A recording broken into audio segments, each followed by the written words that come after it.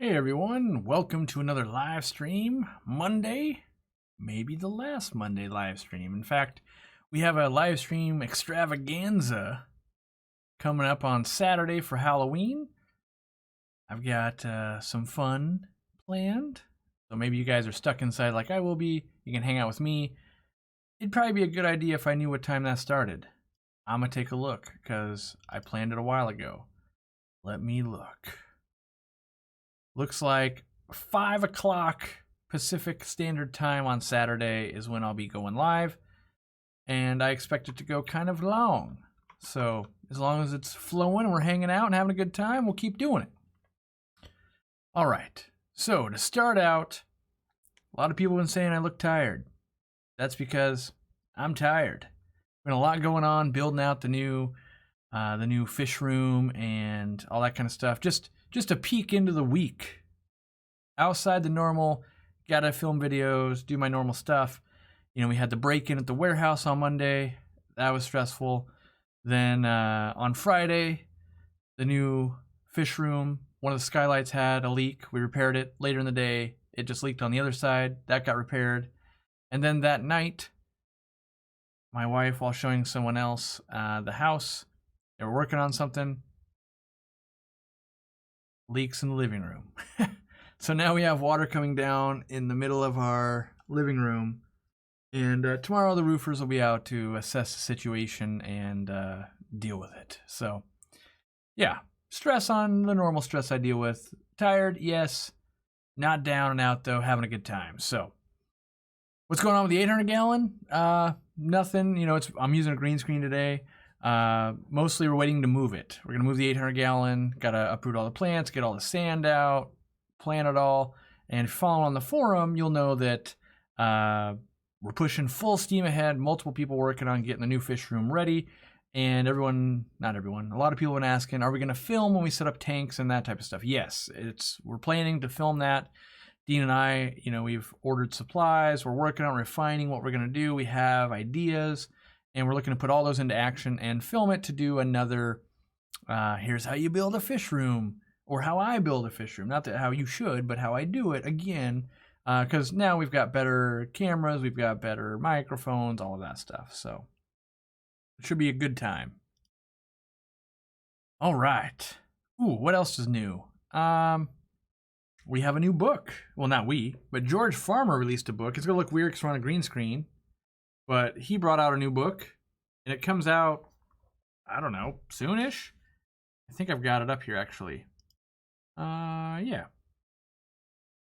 So this book right here, so 100% disclaimer, he sent me one for free. He sent me a message and said, would you like one of my books? I said yes.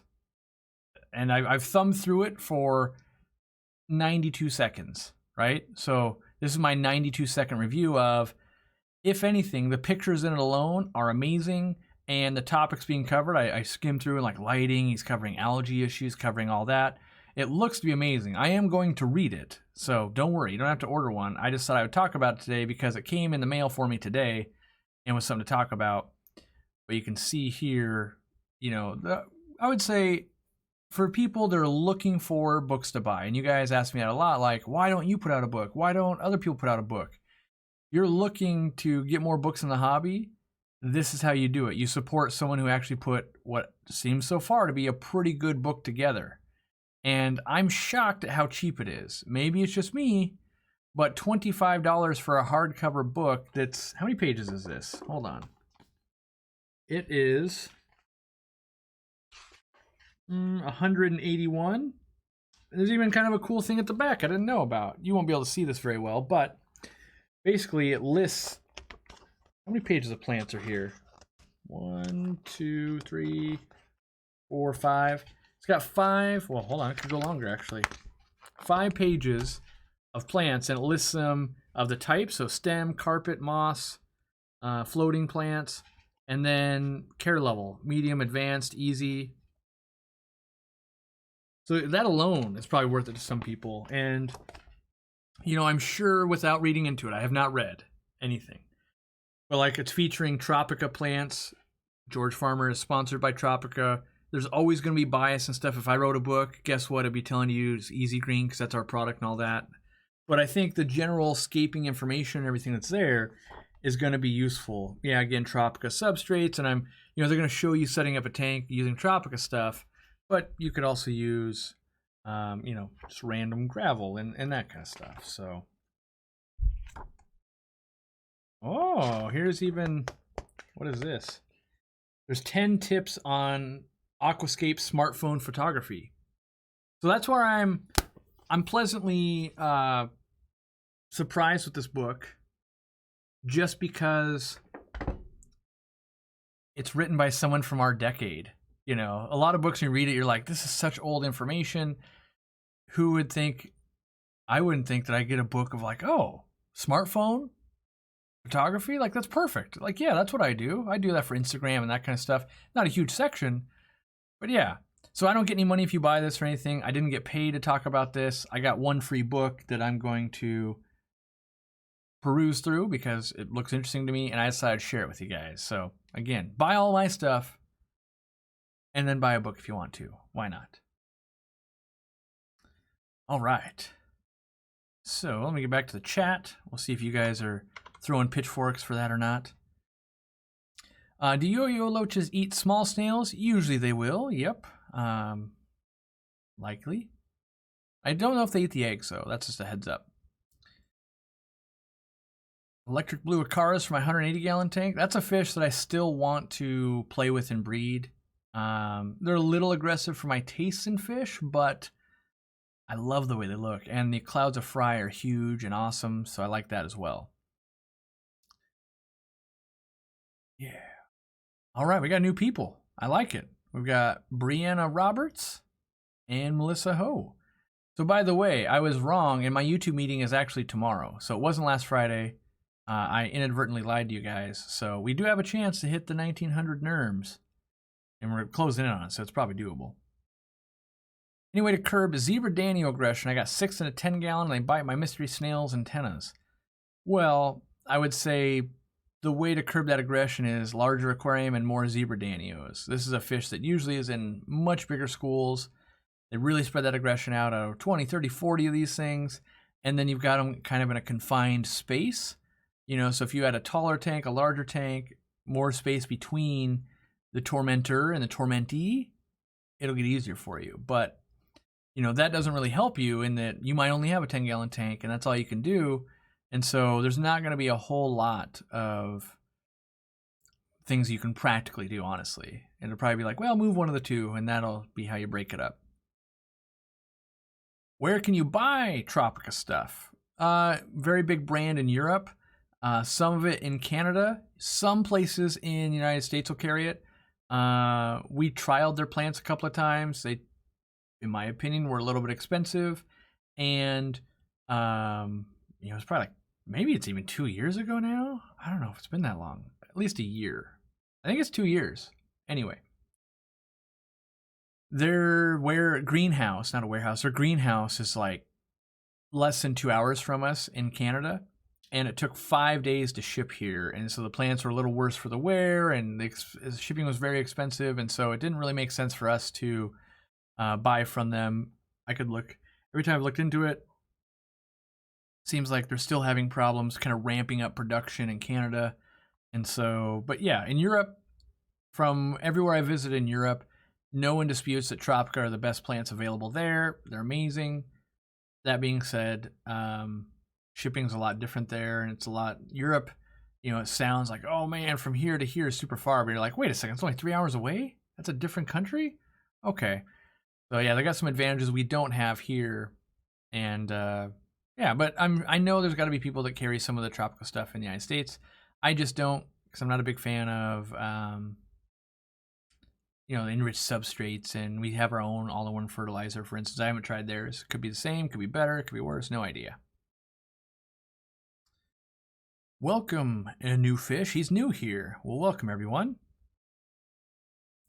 Sit further from the screen. It's giving a green cast. Thanks, DKLA. I've got a whole new studio being built to do this better. Yes, so our options were look at an aquarium that's empty or look at this green screen right now. And that's what we're going to go with right now. Do fancy goldfish do better in a tank with high flow or low flow? Typically, I find they do better with less. Not none, but sponge filters, that kind of stuff, gentle flow. You want lots of circulation in an aquarium, but not a ton of flow they have to swim against. They're not very adept swimmers. You know, they got that weird body structure to them. So you do want them to get some exercise, but you want lots of slow areas so they're not working their tails off and trying to eat more and keep up with that. Are there any Mbunas that won't crossbreed if you keep them together?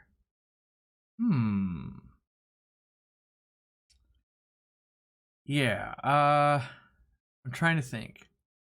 Yes. So, wait, Mbuna, not Malawi, just Mbuna. I'm sure there's got to be some that won't cross, but it's going to be such a corner case of like, you know, oh, is the Malawi eye biter being classified as a Mbuna? No, it's going to be more of a hap, but crossbreeding is very abundant with mostly Malawian cichlids in general, but especially Mbunas. I'm not sure. I don't think on the live stream I can think of a combo that would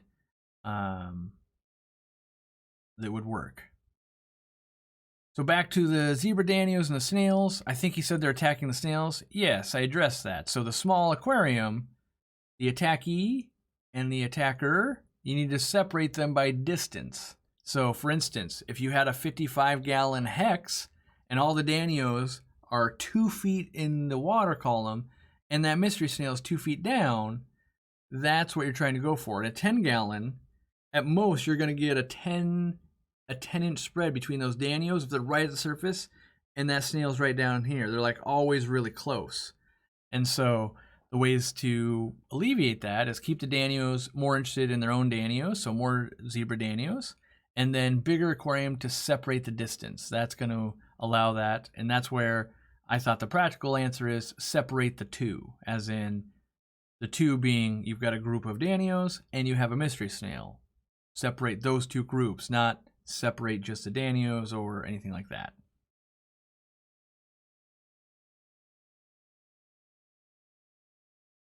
Planting mangroves in their planted tank, why not? I love them.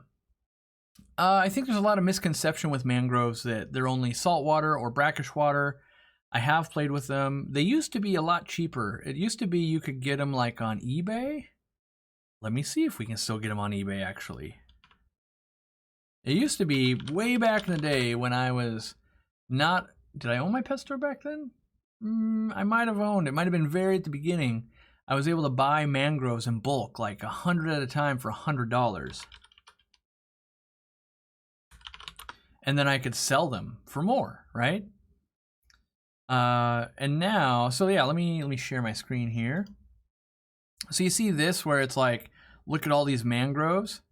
They'll go full fresh, they'll go full salt, they'll go brackish. And here you're getting 2 for $14, right? But back in the day, I was able to buy them in this giant group. And they were like $1 a piece. I don't know, you know, like here you go. You can get 10 for 20 bucks. Now you're getting them for $2 a piece, right? And so you should be able to find, you know, there's probably someone out there. Here you go, $1 a piece. 20 saltwater pods for 20 bucks. Usually they will also go freshwater, but there's probably different species of mangrove, and I'm not fully versed in them all. I typically would just hunt around till I found the ones that were labeled freshwater, like these ones right here. 5 of them for $4. You got $8 shipping. I bet you this person would sell you a bunch. Now, well, here's a good picture. We can tune right here. The picture doesn't get any bigger, but what's nice about them is this is something you could do in your Oscar tank, your African cichlid tank, any tank you want, and you have to have lighting up above. I personally didn't find that you had to spray down the leaves. A lot of times you'll read about have to spray the leaves down, they get salt buildup and all that. Even in saltwater, I never had that problem.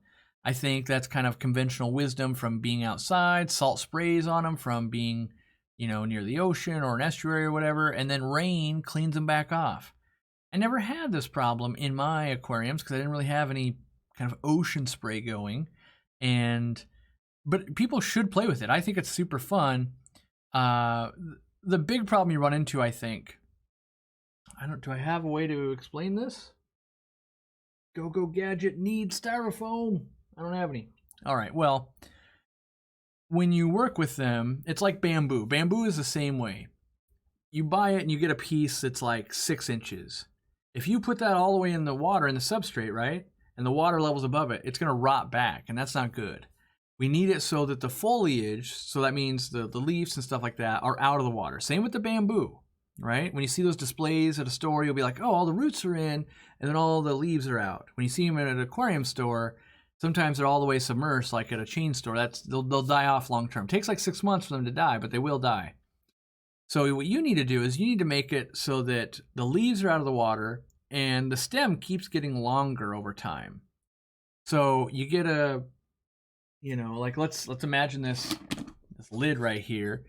Get yourself a piece of styrofoam that's like this thick, and maybe it's a circle or a square or whatever, and you're gonna poke a hole in the center and put your bamboo or your mangrove in it. Now it floats, right?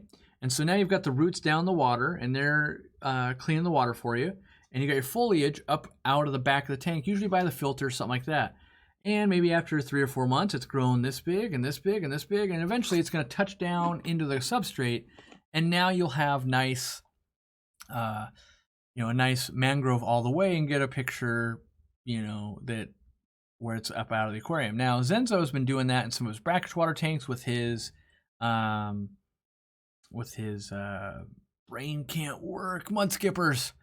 And it's pretty cool. He's just got one little pendant light on. They don't take a whole lot of light because they're out of water. Light's really strong. You do need a light kind of pointing on them, though. So if you have, your aquarium light and the leaves are above it, that's not going to work. Like, it casts a little bit of light, but you really need some light to come down. So you have to get an elevated light, and then you also want to get them to make sure they're not fully submerged. Those are the 2 keys to playing with that. And I would tell you guys, go order some. They're pretty fun to play with, especially if you got a few friends. You're order $20 worth of them, you give a couple of your friends, and they try them out, and you got nothing to really lose. And they're fun. They're a long-term thing, though. They don't grow super quick or anything. I've never tried them outside. I don't know what temperatures. They just do okay in our aquariums, so that's what I do. What tank size do I advise for goldfish? At least a 29-gallon aquarium. I like them to be taller. And so anything taller for those tall, cichlids, what they are, is going to work out well for you. 100-gallon African cichlid, peaceful to semi-aggressive with an FX6 filter, stocking with Aquahuna cichlids. I don't know what Africans they sell. I haven't been there in a long time, like, to peruse their African cichlids, but I would do yellow labs, purple ACI, and red zebras. Like that trio, they look good, and it's an easy setup. But my hesitation is always say, like, peaceful to semi-aggressive. Like, that's how I would describe like a Chihuahua. Right? Some are the nice ones you'll ever see, and some will leave you with no ankles left. And African cichlids are the same way, of like, no one species is all going to be nice or all going to be aggressive. You run the gamut, and in general, that's why African cichlids are recommended to be with African cichlids, but you can do advanced setups. Like, one of my favorites to do is African cichlids combined with rainbow fish. They like similar water parameters. In a big enough aquarium, the schooling fish really bring out the African cichlids. They're fast, so they typically don't get beat on if you're not picking the most aggressive ones, like bumblebees and maybe johannies and some of those, known erotis to be tank brutes, right? You can get that happy medium, but that doesn't mean, you can pick a yellow lab that's known to be very docile, and you can get some that are real pains. Like, luckily mine seem to be real docile that I have right now. But, you just can't know until you kind of keep that fish for a while. That individual fish, not even that type. It's just that individual fish. How do I deal with fin rot in a planted tank? It's getting worse. The steps are, first, make sure you've alleviated anything that would be causing it. Fish could be nipping on it, could be poor water quality, which is most often. And it's not just nitrites or nitrates or ammonia. It could be temperature, could be hardness, could be any stress factor going on. So remove the things that might have helped cause it to begin with. Then use something like an antibiotic, maybe Maricin, to start fighting that off. And it can take a while. You also could have things like where it wasn't getting good nutrition or it's getting outcompeted for food. Maybe you got to fix that part as well. But in general, that's, our routine, or my routine, I guess I say our like at the store, in my own, is when a fish is ill, the first thing I do is I gravel vac all the substrate. That's not true. I test the water. Then I gravel vac all the substrate. I clean the sponge filter because that's typically what I'm using. I'll refill the water back in, right? Then I'll test it again just to make sure that like this looks great. And I do that even when the water looks great. So it's our rule that if fish are sick, there is a reason why, right? And most often it is something with the aquarium. Maybe something got into the water, maybe the water parameters have gone bad, but something's going on, environmental. So especially when you see, let's say you've got 20 fish and they're all showing the same symptoms, that lets you know that likely it was an environmental factor, something in the environment. If you have 5 family members in a house and you're all shivering because it's cold, that's an environmental factor. Whereas if you get a cold, right, now 1 out of 5 people has a cold, and then maybe 3 days later, 2 people have a cold. And 3 days later after that, 3 people have a cold. And then 3 days later after that, 3 people have a cold, but the first person no longer has a cold. That's spreading. That's a disease that spreads. Where the environmental factor, it affects everyone at one time. And so if you just have one fish that has a problem, maybe it's only getting bullied. But if you have a bunch of fish having ick, or a bunch of fish having fin rot, or a bunch of fish huddled in the corner, that goes environmental. So regardless, I always start with, let's do kind of a full service on the aquarium. I test the water before and after just to see. Sometimes that'll clue me into, oh, the tap water's way different right now. That's good to know. Maybe that's what caused this to begin with, some stress. Or maybe it's like, well, I couldn't pick up anything then. I changed the water, still not picking up anything, but I know we'll have changed maybe 50% out if someone's cologne or perfume had gotten in there or whatever, some contaminant I can't identify. So that I have a reasonable deniability of water parameters should be as close to what I consider to be good in my fish room as can be, or the store. Then I will start working on meds, and I'll also look at food, like has it been getting fed well? Does it look a little skinny? Is there someone in the tank that could be bullying this? Do I need to move it, reduce stress? And those, if you follow those steps, you treat almost any illness that way. That's how we do it. And it works. Removing the stress and all of that first is key. Get rid of all the unknowns. Like you think you know your water parameters are great, but usually one of the first signs they're not is a fish getting sick.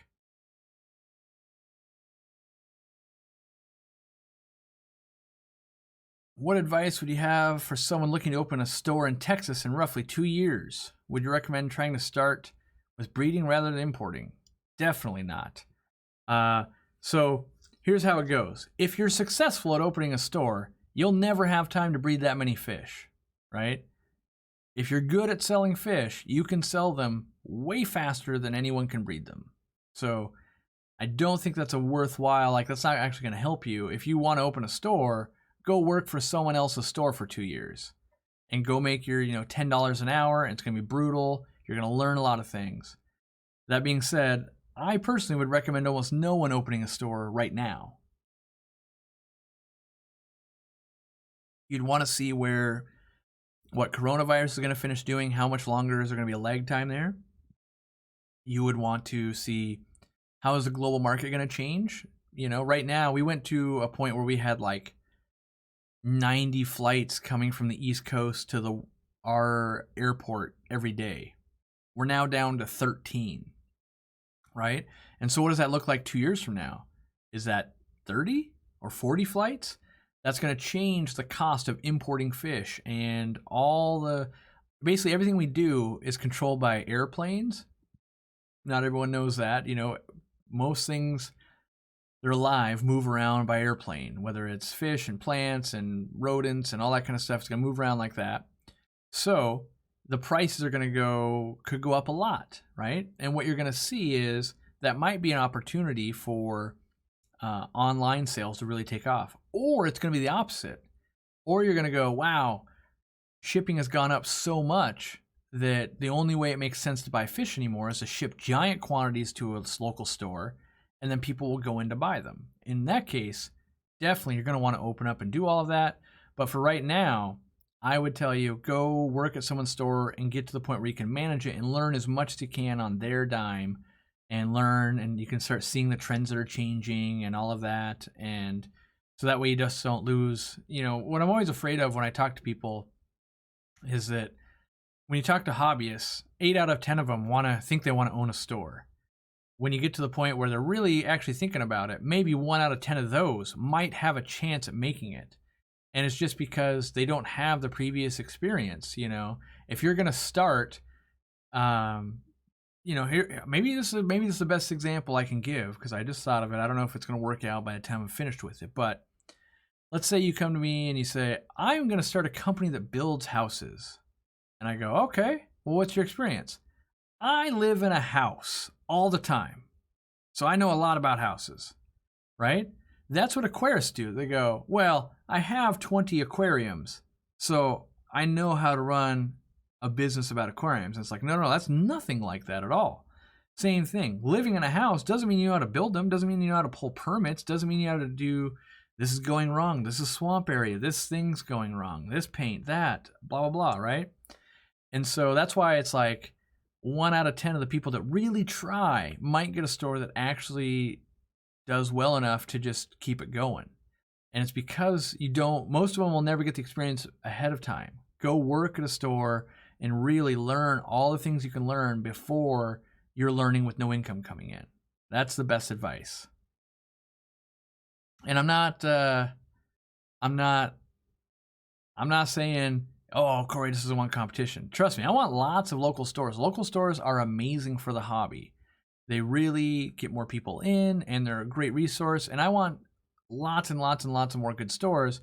I just don't want lots of people to not have good lives. And I mean, I started the stream with how much sleep am I getting and how stressed out am I? I've been this way for years because of the store. To remain competitive in the store and make sure it makes enough money and all of that, you know, you don't take days off. And that's the reality, is fish don't take a day off. They're going to the bathroom, they need to be fed, they need all of that every single day, years and years and years and years on end. Yes, you can get some employees to help you if you're successful, but if you're not, usually, you know, when you see stores that are not great, it's usually mom and pop run and they're just worn out. They're not making enough to hire good help. And then so they hire lesser help, like maybe someone's donating some time or they're willing to work for store credit or something's going on, and they're burnt out. So they're not going, well, I'm going to work a 14-hour day today and really clean the tanks so that they're ready to go on Saturday so I can make $50 more.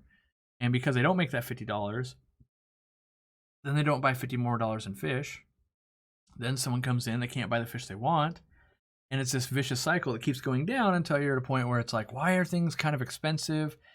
Because they can't afford to buy in giant bulk. Why is it they don't have that? Well, they're not keeping it alive because of maintenance. Why don't they have more people working? Well, they don't have enough stuff to sell to pay for that. And it's this vicious circle. So, you know, go learn all those things with someone else's time and money. Be a great employee, you know. And what I mean by that is, like, they're going to pay you $10 an hour. Go be that $20 an hour employee only making $10 an hour, knowing that you're getting $50 in knowledge every hour you work because you're going to go do the same thing. You know, if you can get that mentality of like, I'm making $60 an hour because 50 of it I'm going to get 5 years from now when I'm in it.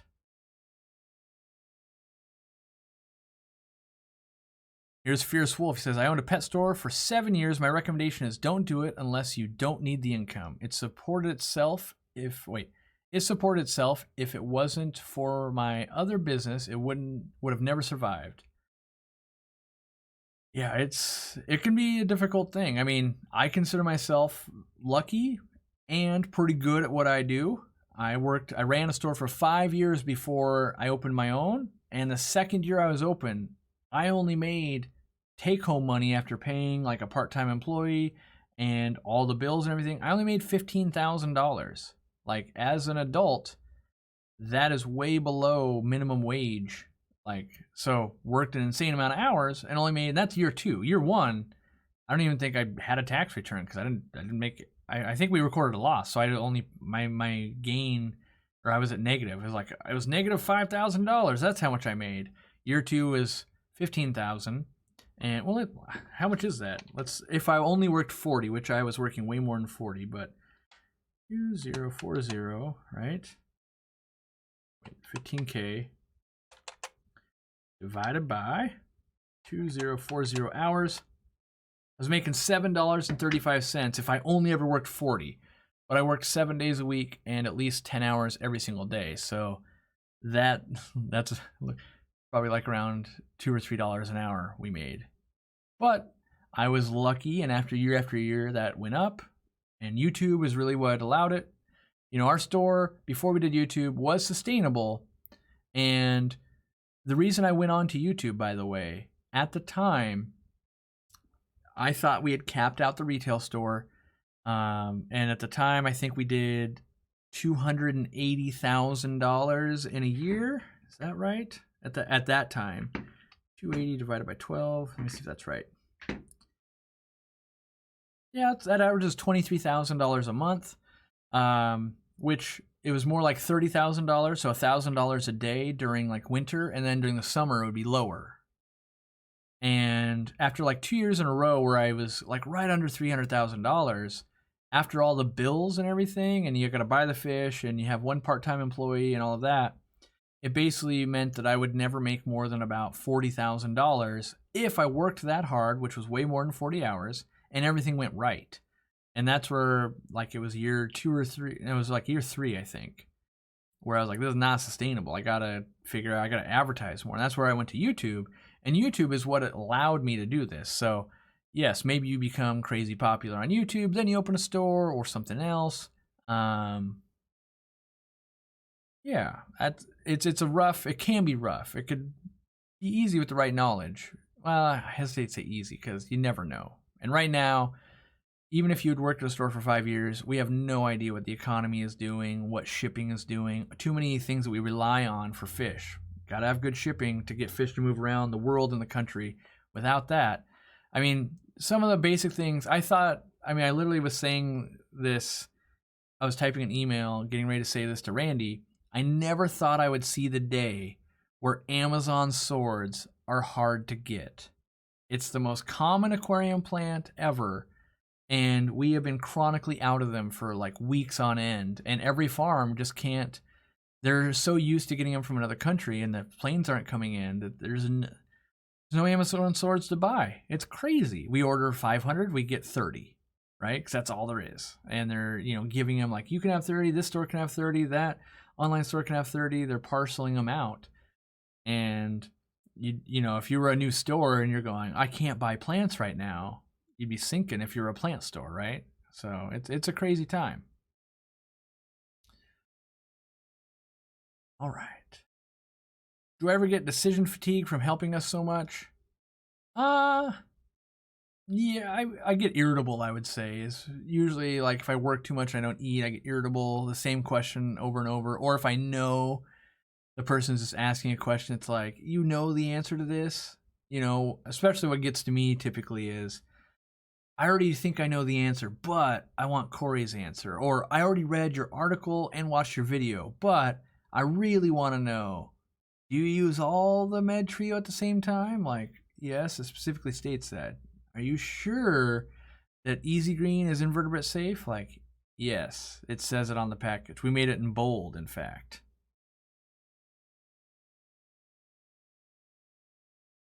I make $100K a month just with members? No.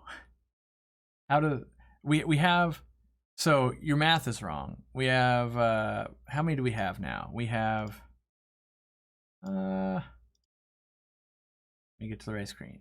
I hit the refresh button. We have 1,899, right? So we have 1,900 of them. Even if I got the full amount, which I don't, at $5 a piece, right? 5 times, it's gonna be like $9,000 something, times 1,900, let's just round. $9,500 if I got all the money, which I don't, because YouTube takes a cut and then there's taxes to pay, right? So the best thing, and I know people get weirded out when you talk about taxes or YouTube getting a cut and all that. Don't worry, they got to run the platform. It costs money to do what we're doing. They need that money, right? But yes, if I was to try and take that money home every month, right? So you got, I think we get 60% from YouTube or something like that. You know, so if we go times 0.6, $5,700, that's a great wage. But you'd have to pay tax on that. Let's say it's 25% if all you're doing is YouTube. So now you take home 0.75 of that. $4,275. You could live off that. You definitely could. Now here's the little bit of a problem that happens with that YouTube income, if you will. I got to pay people like Jimmy. I got to pay people like Irene. I got to buy equipment, right? And so all of that really cuts into, it's not just like, well, Corey just clicks a button, goes live. Like, we have very good internet to support this. We have all these things. And so you actually find that, like, okay, well, if I was to only get that $4,275 after taxes, it wouldn't sustain as much as going to work for someone else, right? But that's why I reinvested to traveling and making the show better and doing all that, because then we don't have to pay tax on it, which is good. And it helps, you know, the more members we get, the better YouTube does for us, which they give us more access to more things. So yeah, I wish I was making $100,000 off. If I was making $100,000 a month off of members, whew, well, I couldn't travel. We'd be doing some crazy stuff. I don't know what it is. We'd be finding some crazy stuff to do. Yeah. Is YouTube more profitable than a store? No. Well, yes. Technically, maybe. You can't, the problem is you can't, like, I couldn't have a channel that's successful without the store, right? Unboxings, just having access to stuff, being able to set stuff up. You could kind of, maybe, but they're definitely woven together. So I'd find it to be really hard to do that. All right. I'm shocked that YouTube gets 40%. I'm not. Data storage is insane. So if you guys aren't watching right now, and now you want to watch this video after the fact, think about how many just fish YouTubers there are and how much data they're storing. If you've ever signed up for like Google Drive or Dropbox, we would fill that up in under a week. Like whatever you sign up for, like there's so much data to store and make sure that we have a seamless experience. No doubt YouTube is making money, but they're also spending lots of money on infrastructure and, you know, constantly trying to make the apps better and make the experience better and do all of that. So you know, some people get weird. So YouTube only takes 30%. Some platforms take 70%.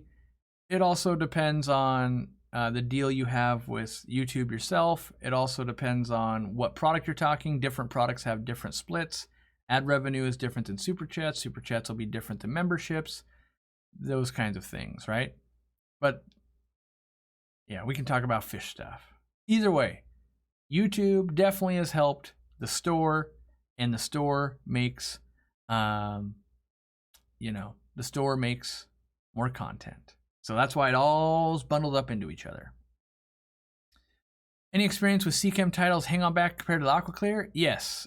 We specifically tested 26 of them in our warehouse when they first came out.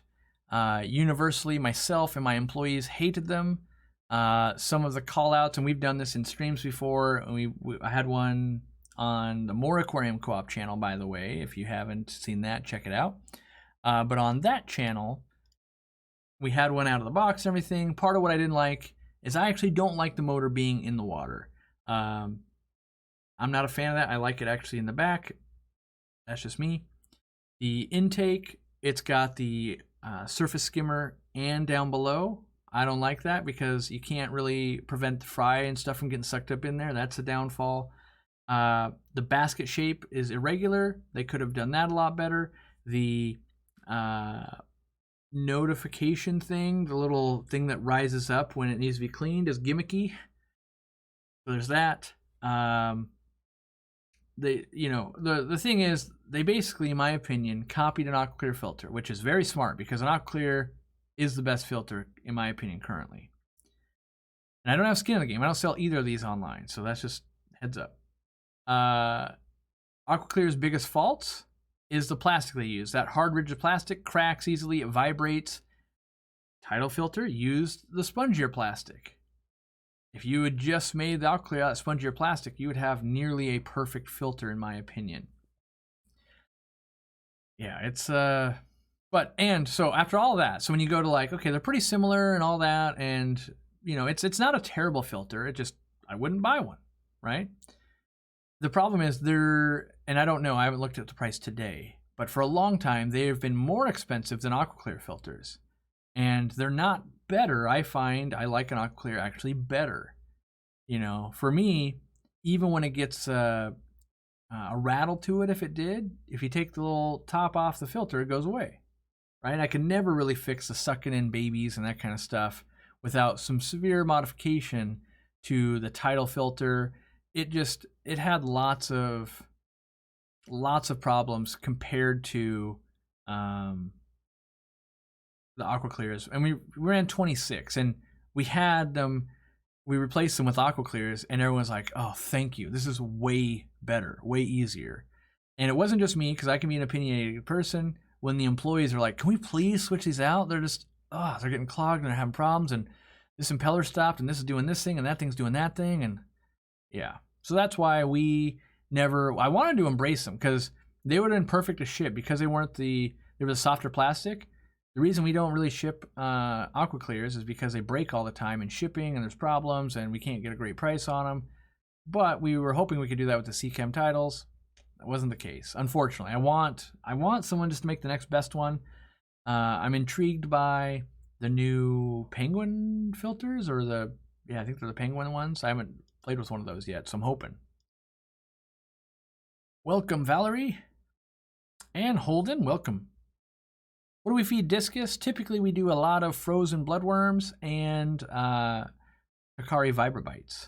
That's what we do. And we'll put in some extreme krill flake, but it takes a lot of flake to keep decent-sized Discus filled up in food-wise. With the tidal, I hate that I have to turn it off to do water changes. That's the thing, is like, the reality is, I've got nothing to compare, but you've got like, if this is like the 100% bar right here, like knocked out of the park, best filter ever, you've got Aquaclear down here, and you've got tidal right here with it. Like, they're equal, right? This one's got some things wrong. This one has different things wrong. They both have some things that are wrong to be the perfect filter.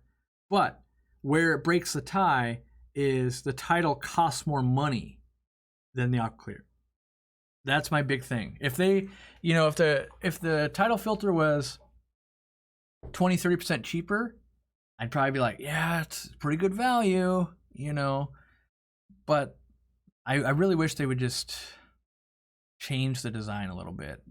Someday maybe I'll get to make my own filter, and then there'll be another YouTuber hating my thing just as much as I don't like the tidal thing. I get it. We make products that we want to use. Not everyone wants the same thing.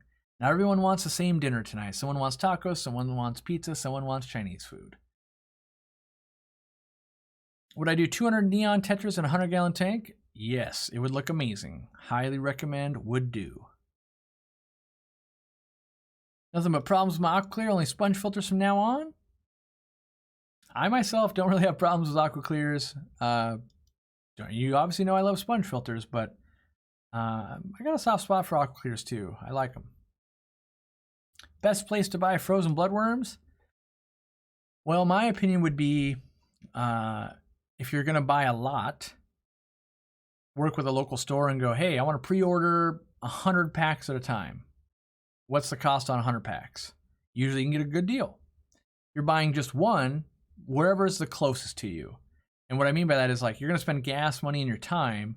If you're just buying one pack a month, if it's the Petco down the road or whatever it's going to be, just buy that. But yeah, if you're not buying in bulk, best place to be subjective, best brand is Hikari. It's not really subjective. They just are the best in terms of bloodworms. San Francisco Bay is technically the best with brine shrimp. I like Ocean Nutrition a lot for their Cyclops. Yeah, each company kind of does its own thing, kind of the best, if you will. Welcome to Andy Butters, 1989.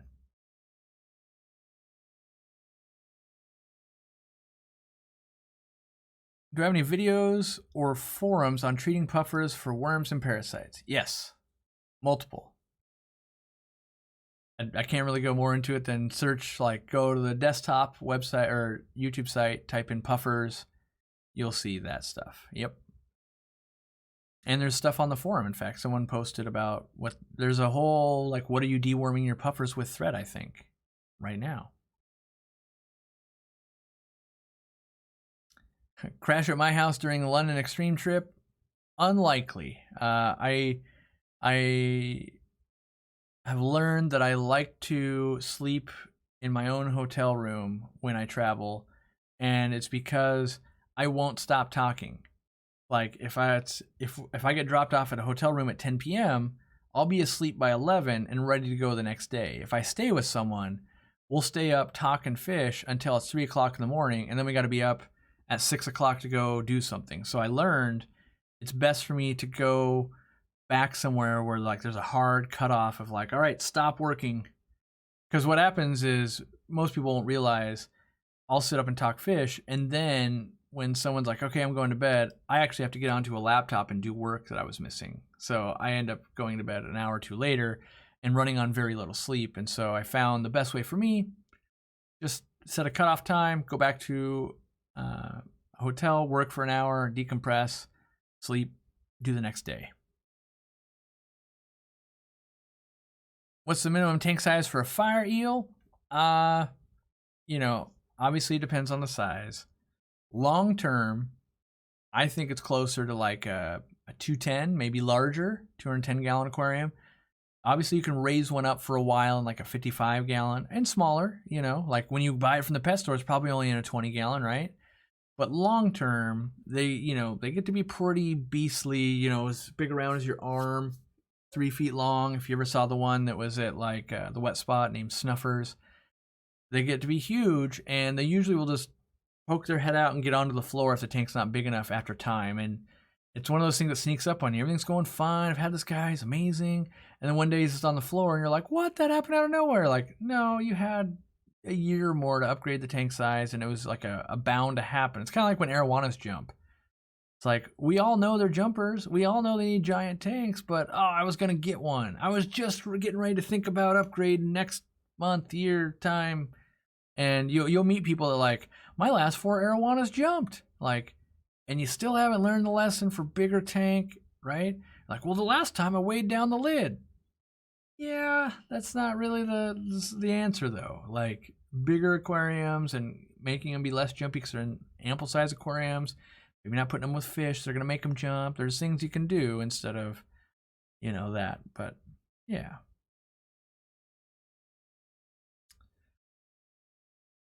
And just about 100 feeder comets. To get 5, I wanted because the fish store wouldn't let me pick out feeders. Do you know of any good retailers that sell comets? Well, first I'll address the having to buy 100 to get 5. We would do the same thing. Picking individuals out of a feeder tank is mind-numbing. And it's insulting when you're like, oh, they'd be $10 each to do that. And so then the customer thinks you're ripping them off. But what they don't realize is like to pick 5 out of 500 or 1,000 might take an hour and a half. And if you're taking an hour and a half to catch 5 fish that cost 19 cents, that's an hour and a half to make $1. And you don't even make $1 because they actually cost you at least 10 cents to bring in. So, but where to find good comets, where do I go? There's some Hawaiian, let me see if I can pull it up and I want to say it's like Water Garden Oasis, but I think that's a local place. Let me see if I can find what I'm trying to think. Is it Rain Garden? Let me see. Yeah, I think it's this place. All right, we'll bring you over here. I think I've ordered from them once, and I don't get anything for saying this. I don't know if they're still good or anything. But I like looking through Rain Garden Goldfish, and it's raingarden.us is the name. And they've got a lot of, comments, but then other stuff. And I believe when you actually click on comments, oh, did they stop shipping? Let's see. I'm not seeing any. Well, they're probably not shipping because of COVID. That would make sense. There's probably not that many flights coming in and out of Hawaii. Yeah. Well, usually what I liked about this website is every variety you clicked on, you'd have pictures of the exact fish you could buy. And yeah, they'd be expensive. They might be $50, $60, $150, Yeah. Well, dang it. Right now, I guess I should start tempering my answers. I don't know exactly where you'd find a great spot to buy that stuff today.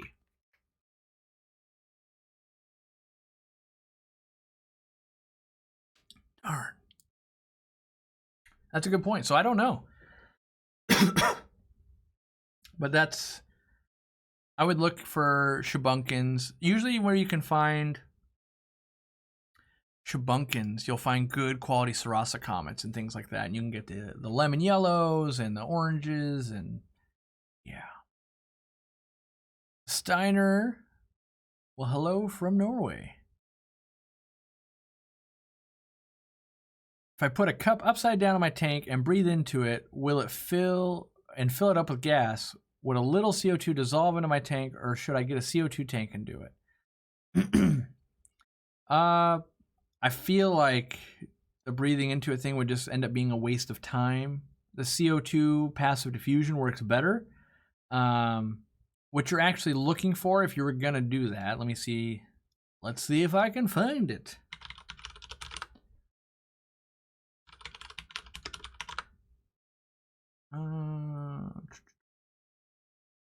No, Amazon's not going to sell it. Let me find it for you. We sell it in our store because it's really hard to ship. Let me see. Of course, I cannot find it during a live stream. And I can't show you the back end of the website. Right here. Okay, this picture will work. Here we go. So this right here, we actually sell this exact set. I think we sell it for like 20 bucks in our store, and it comes with a passive diffuser. But basically, this is a can of compressed CO2, and you just push it down. It it releases it into the container that's going to hold it in your passive aquarium or passive diffuser. Now, the only problem with this is you can't ship it on airplanes ever. So that means that we can't sell it online because if you order a plant, we can't ship it with it. You have to ship it ground. So it's always really slow. And because we ship everything really fast, we'd have to do UPS 12-day ground to get it to you. And then if you ordered one plant and that, it's going to cost us $9 to ship your plant and then another $5 to ship the other thing slow ground. And we'd have to charge you guys $1 million in shipping. Don't think we'd even considered it, right?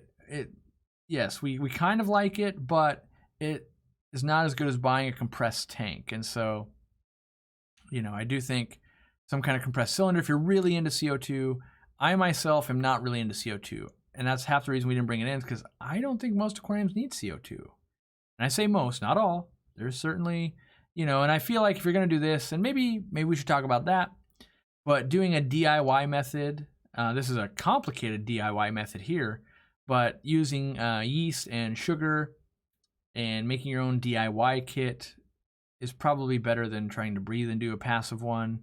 You can see down here, here's another passive. This one's terrible picture quality, but you can see here this soda bottle, they've got yeast and sugar in there with some water. And as it ferments, it makes CO2, and that CO2 gets pushed into this diffuser, right? Pretty easy concept. A lot of DIY mixes out there. Yeah. That's how, and this is a kit right here, actually, Buse Plant sells.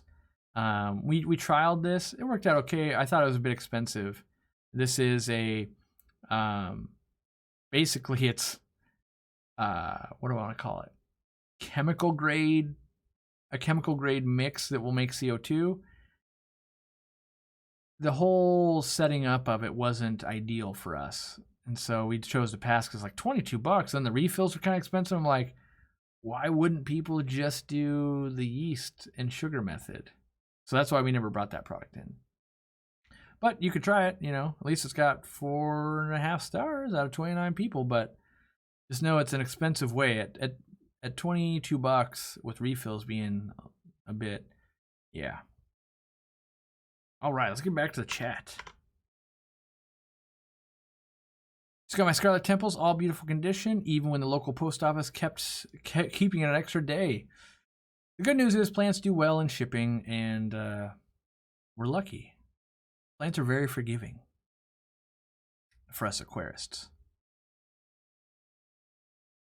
I've kind of been pushed into doing saltwater. Everyone keeps telling me that freshwater isn't a challenge for me anymore and wanted me to do salt. Any advice to calm my nerves? What am I going to say here?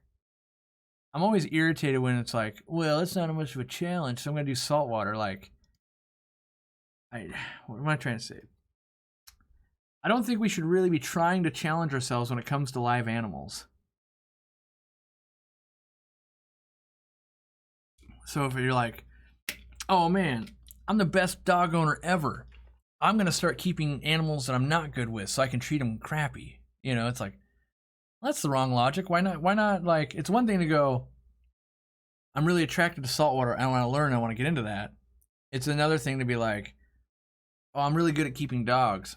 I'm going to start keeping goats just to prove I can do it. I can show all those people. It's like, whoa, these are goats. These are animals. Like, why not just, if you like a thing, keep doing the thing. So anyway, when it comes to the challenge, in my opinion, saltwater and freshwater are no different. You're managing water parameters. So whether you need to keep the pH at 9 or you need to keep it at 7, the big differences between the two is water. How much salt are you going to put in? And with saltwater, you use an RO unit typically where you're going to get pure water. So if I need to do a 50-gallon water change, right, and I have to take pure water and mix some salt in and then dump that into my aquarium, is that hard? I don't think that's hard. If I have to take 50 gallons out of the tap water and put it into my aquarium, I don't think that's hard either, right? Now, if I don't want to grow a bunch of algae in my planted aquarium, freshwater, I better not let nutrients go out of control. If I don't want to grow a bunch of algae in my saltwater tank, I better not let algae or nutrients go out of control. So, you know, really, whether we're growing plants in our freshwater tank or we're growing macroalgae in our saltwater tank, if we're doing live rock, what's a live rock?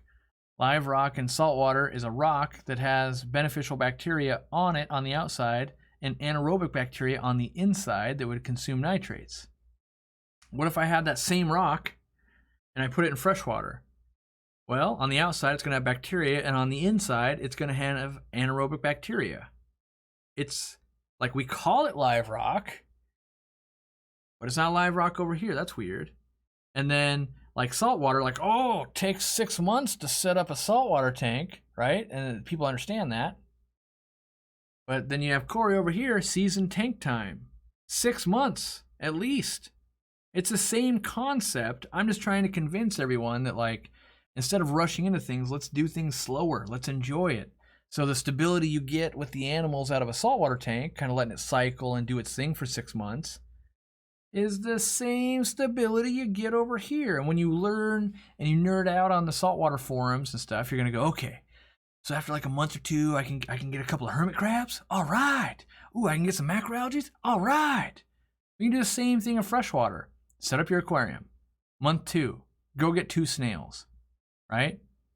Month 3, get some plants. All right. Month 4, let's think about adding our first fish. Okay, we added 1 fish, right? Month 5, a few more cleaners. Month 6, all right, now I'm adding the fish that I want to add, right? Like, we could do that. We're just choosing not to. Saltwater's not harder to do that. Now, in general, saltwater can be more expensive because people want it to be more expensive. People like to be tech nerds in saltwater. So, like, let me see if I can find my quintessential picture. See if I can find it. Of course, I'm never gonna be able to find it.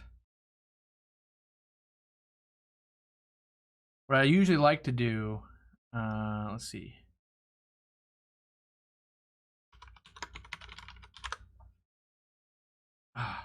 You can go and find old pictures basically in the kind of like the 80s, early 90s of saltwater aquariums, and you'll see they had terrible lighting, like T12 lights, you know, those big fat tubes and things like that, and they could have very beautiful aquariums.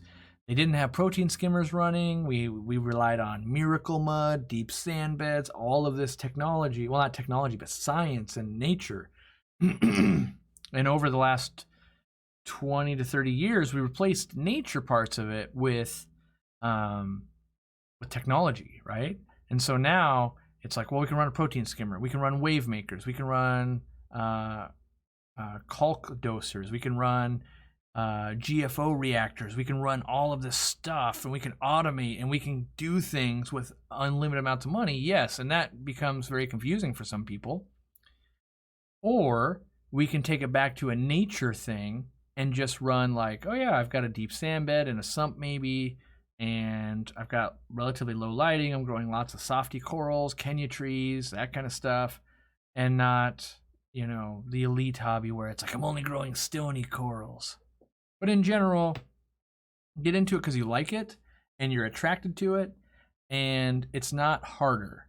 I don't believe it's harder. I believe it to be different, but you know, a lot of people make comparisons, dosing nutrients for corals and stuff. It's very similar to dosing nutrients for plants. You're just dosing different things. Oh, I gotta dose tons of calcium for my corals and this and that, and oh, I gotta do that over here. I gotta feed, you know, oh, I gotta feed my corals reef snow. I gotta feed fertilizer over to my plants, right? How often do we get the plant inventory updated? Usually between 3 and 5 times a week, depending on how many shipments come through every week. Do you think a flue ball CO2 kit works well or better off with a DIY? I think you're better off with DIY. Last time I looked at the flue ball kits, they didn't have a way to control the flow very well. Because they didn't have a solenoid, it was kind of like turn it on, then remember to turn it off. Most people forget at some point and they just run out of CO2. My grandfather had amazing saltwater aquariums in the 80s. Yeah.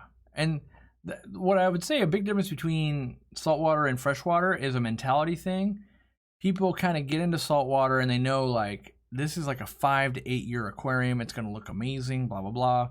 Freshwater tends to be more like 5 to 8 months, where it's like, oh, I'm bored, I got to do something new. Where the saltwater, it's just a much slower timeline, I think, is the only difference, really.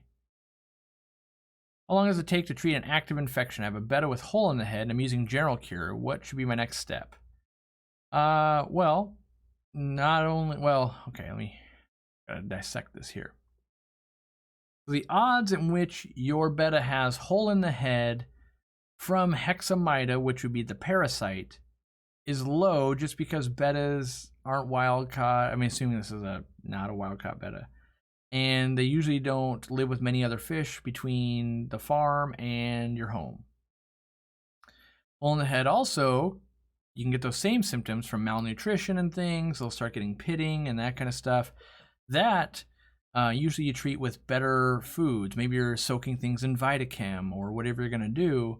And regardless of the hole in the head from hexamida or from nutrition, they don't really heal. Like if you had an open wound, it'll heal over, but there's still always going to be a pit there. So again, if we were to apply, what does Corey do when he has an infection? Clean the aquarium, do a gravel vac, make sure you service sponge filters or whatever filters you got going.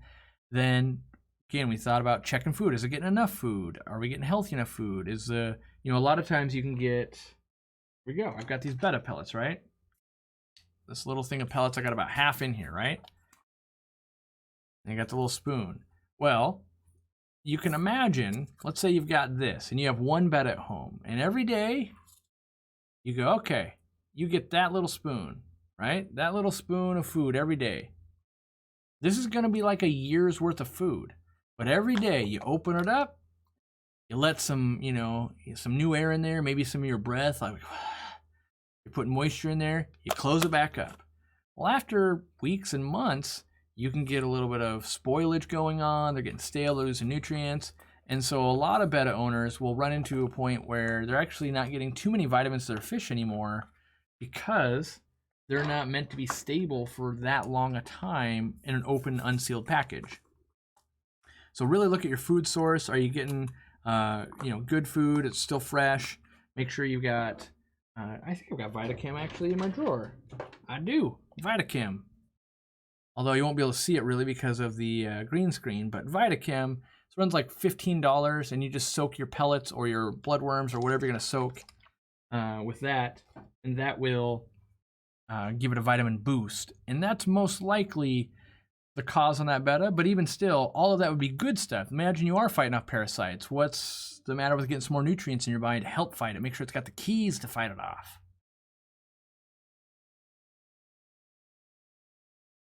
All right.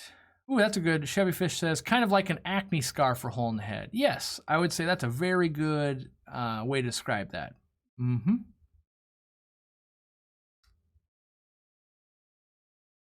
Can I keep a pair of Kribensis in a heavily planted 10-gallon? I have, and I've had pretty good success with it. I would say yes. Keep an eye on them, you know, but water parameters and all of that. And yeah, I would. Most things can be done. Someone out there is going to be like, how dare you? They should have a bigger aquarium. Everything should have a bigger aquarium. If everything's not out in the ocean or in a river or a lake, we're doing it wrong. So it's a matter of, what are we comfortable with? What life can we give to it? Can we stay on top of water parameters? Can we not overcrowd? And yeah. How can you tell if food is spoiled? So a lot of it is, you know, when you open up human food and you're like, that smells fresh. All right, you can like smell a freshness because you smelt it fresh before. So a lot of that kind of happens with food where you kind of open it and you're like, all right. Like right now, this food, we've been using this food on this live stream for quite a while. So it doesn't smell potent. I mean, I can smell fish food, but it doesn't smell potent, right? Where something brand new, do I have any brand new foods that I can smell? I don't. But it's gonna be more pungent. Now, sometimes, let me see if I can pull up a picture on the internet here.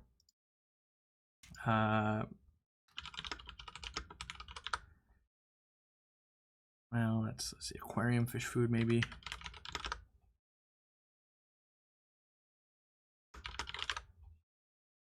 I've seen it before. What is this?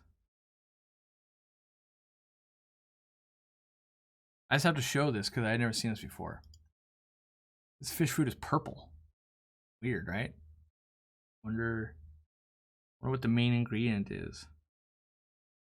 It says 70% fish meal. Wonder if it's just the way they took that picture and made it look purple. But on a lot of these, like this Aqua Munch, this would be a good example. You see this right here, how it's got that really dark color, and we got 48% protein. A lot of times, what I would see when I would order some of this kind of stuff is in the bag, you could actually see maybe at the bottom of the bag, there'd be oil collecting because they're so potent, and you could like smell it go rancid. So that's actually what I was looking up. Is I was trying to find a picture of when you see a bunch of oils and stuff at the bottom of a bag. And something like an extreme food, they're not high enough protein and like they're dried enough that typically you don't have that problem.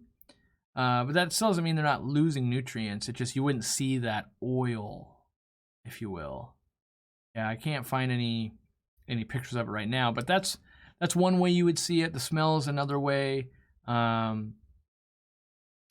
in fact, like Hikari, Hikari fish food. So one thing you'll want to kind of look for is a lot of times sunlight will break down foods, right? So when you look at like this food right here, well, that one doesn't do it. This package, I think, does it still. I scroll down. You see the food like preview window?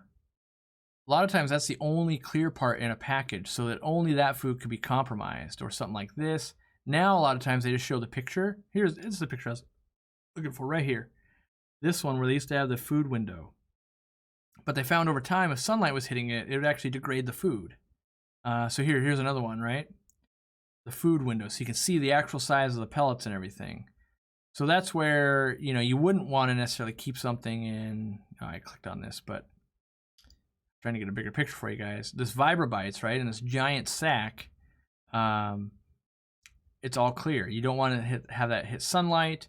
And then something like a big bag of food like this, you know, a lot of times people are like, I'm gonna save a ton of money. But this might be 18 months of you feeding, or even a year, or even 6 months. And people just, the average person opens the bag, takes a handful out, feeds. And they keep doing that, and they're not resealing and compartmentalizing and all of that. So, you know, so while you might save, you're going, I get how much? 2.2 pounds for $68, right? But if you're not able to feed that out fast enough, and I believe that, like, you know, 2.2 pounds of food, right? In a perfect world, you're feeding 2% of the body weight. You'd have to have a big fish room to feed that out in a timely manner, like in a month, to actually keep everything super fresh.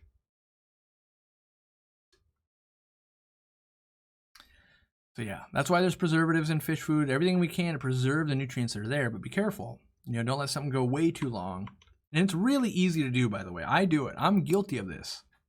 I'll have a food, if I set it down somewhere and I don't feed it for a while, and I'll be like, wait a second, did I open that like 3 months ago? I did. And so a lot of times I'll be like, well, I'll feed that like the turtles, and I'll mix it in with some fresher food for the turtles and other stuff that'll just kind of chow through.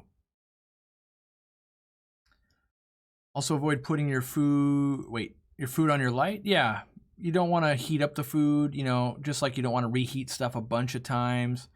Yeah, you want to treat it, you know, my best advice to people is treat it like human food. If you wouldn't let it sit with the cap open, you'd be surprised how many times you just see people's houses and they just leave their food open like this. They're like, oh, I just grab a little bit. I leave it like that. Like, you wouldn't do that with food you're eating, right? Like, I wouldn't, like, if you've ever had, you know, these like nuts from Costco, if I just leave this open, these, like, they're crunchy right now, right? They'll get all like soft and mushy, weird when you let them sit exposed to oxygen for too long. Well, you have a cap, right? That's why most things are resealable. So at least close stuff.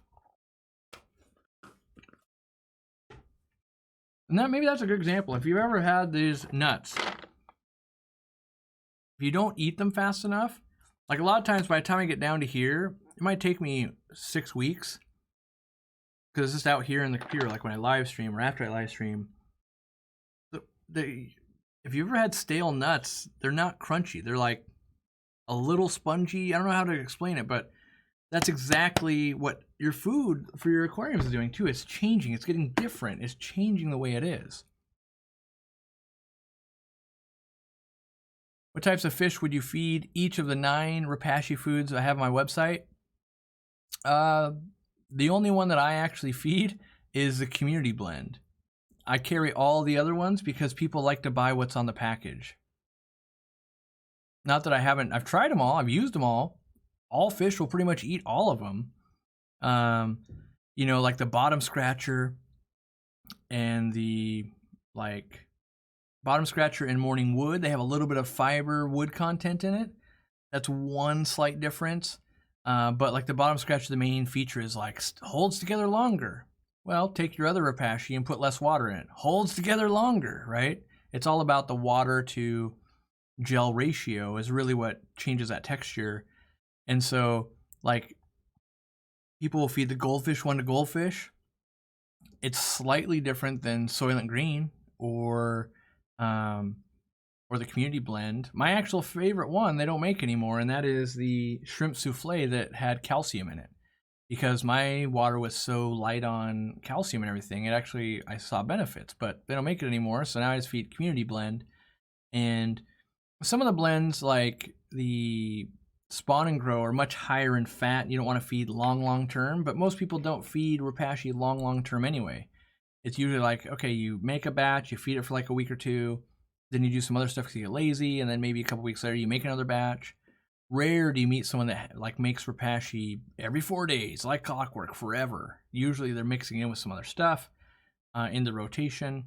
And so, yeah, if you happen to be like, well, I've got an army of plecos, sure, buy the bottom scratcher.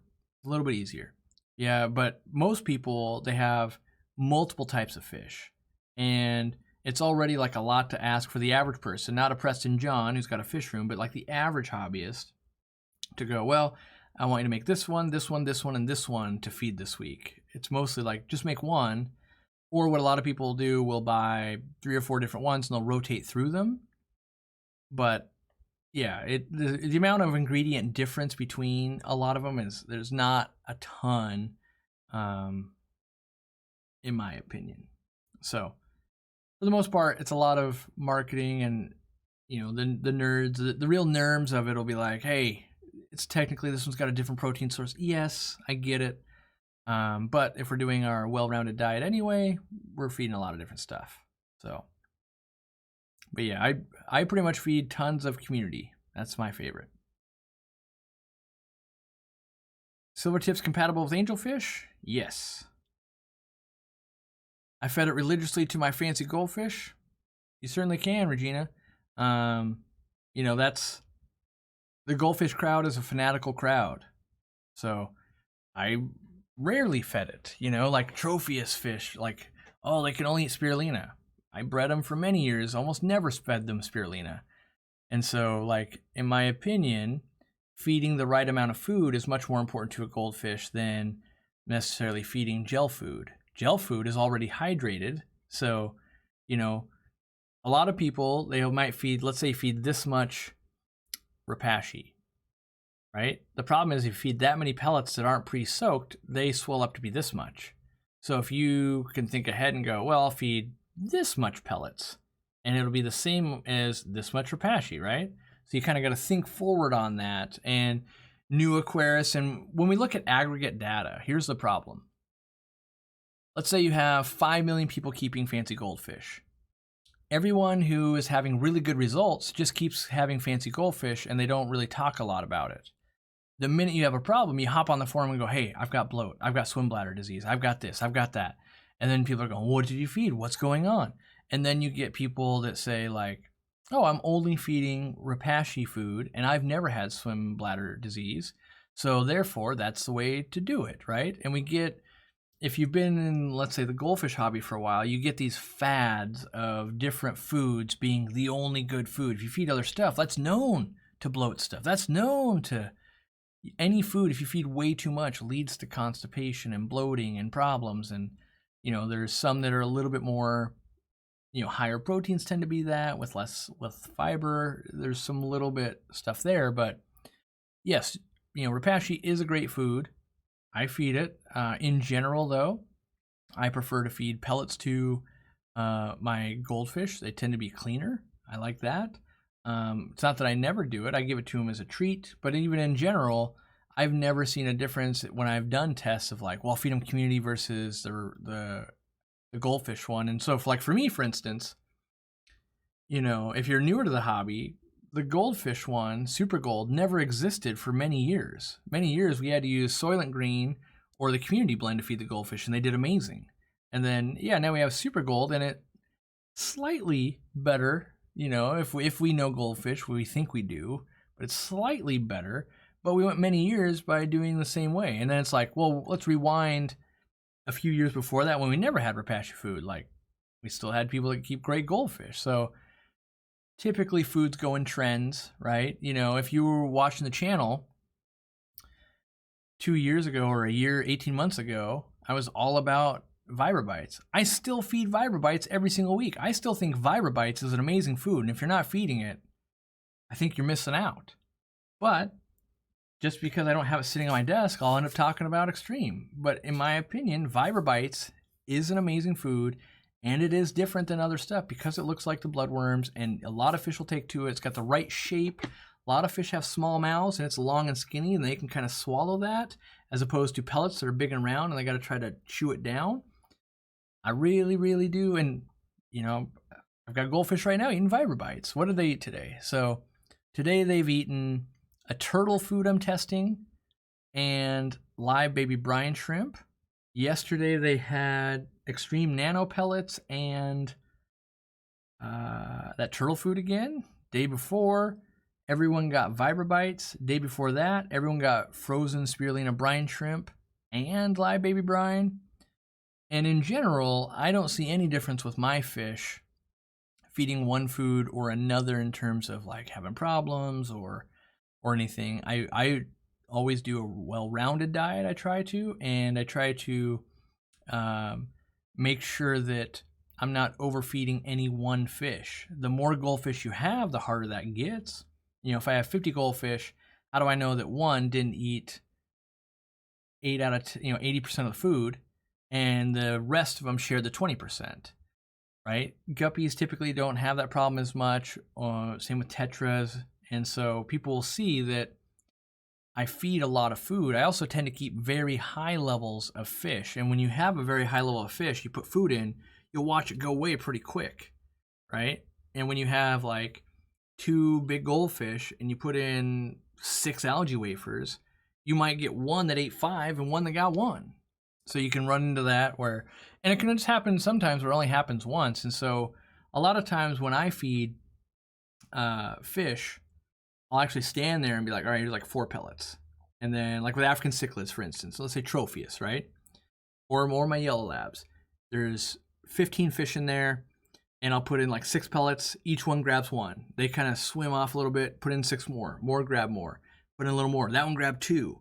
But I can kind of keep a monitor on making sure that like one didn't get 4 of them, and that might lead to a kind of a bloating issue later because I'm not pre-soaking and I'm feeding quickly.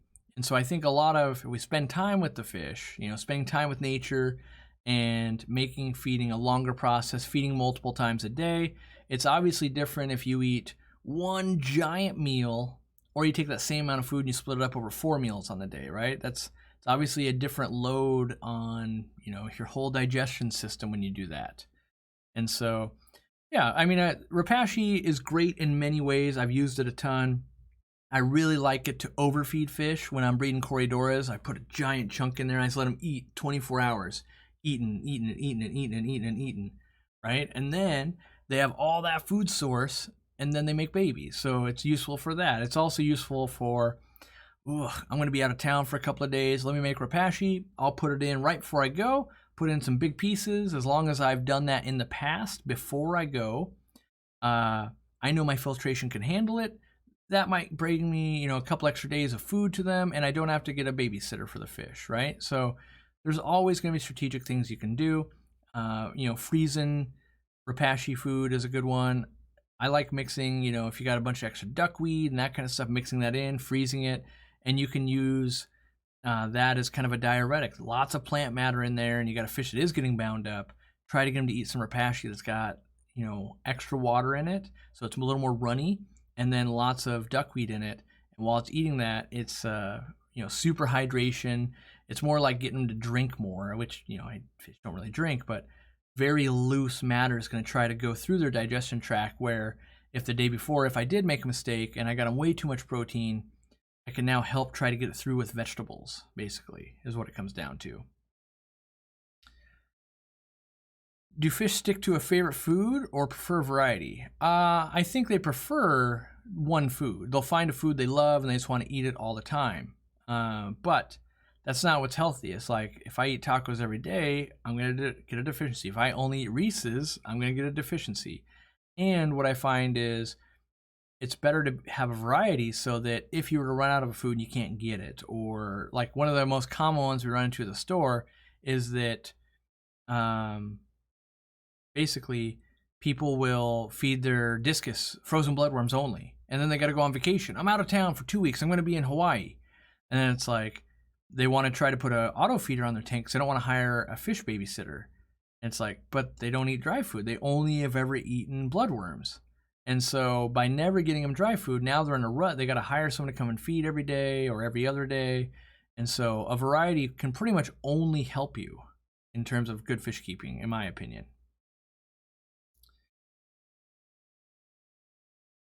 I bought a male and female Kribensis, and she chases him away. Might they eventually pair up? Yeah, So that's typical. They can be very aggressive. You might need to feed them better. That's why, like in the video, I said we want to make sure we have a spot for the female and a spot for the male to get away, because it's very common for them to be combative until they've bred, and then they're going into parental care. And then at some point during parental care, usually it's like, all right, get out of here again. I'm ready to breed again. Then you can come back. We'll breed. It's a whole kind of series of stuff they do. So yes, I would say for the most part, male and female fish are compatible with each other over time. Every once in a while, you get some that just will not pair up, but it's not very common from my experience. How do you tell the difference between water sprite and water wisteria? How can I show that? I mean, it's very obvious when they're growing out of water. How do I mean, they're gonna be fronded leaves, basically, but how do I explain? I don't think there is a practical difference for the average person. Water sprite grows a lot better as a floating plant. It's got thinner leaves, I find, than the water wisteria. When it's immerse grown, like immerse looks completely different. Like I'll show you right here. So this is water wisteria immerse grown. Got really wide leaves, whereas this picture is not very clear. Whereas this is underwater grown. Now you can see the kind of jagged leaves and all of that. And you can see, I think this is the hardest. When you see a picture like this right here, this is water wisteria. But then you see water sprite plant, apparently. And when you see water sprite and you start seeing, see another picture that compares to it like we just saw. Well, this is gonna be like the closest one here. But it's not as jagged. This is more lace-like than the water wisteria. Yeah, like here you've got water sprite, and then here you've got wisteria. So it's a little more jagged, you know. And there's different of the Ceratopterus. There's a lot of different types of water sprite. So there's that too. You get a lot of different looks depending on if you're growing it like above water, below water. Is it floating? Is it the wide leaf? Like this is very common where you've got big leaves at the top and then it's putting the roots down. So that's like the floating version. And then you can get, you know, much more this like standard kind of stem plant looking version. Let's see.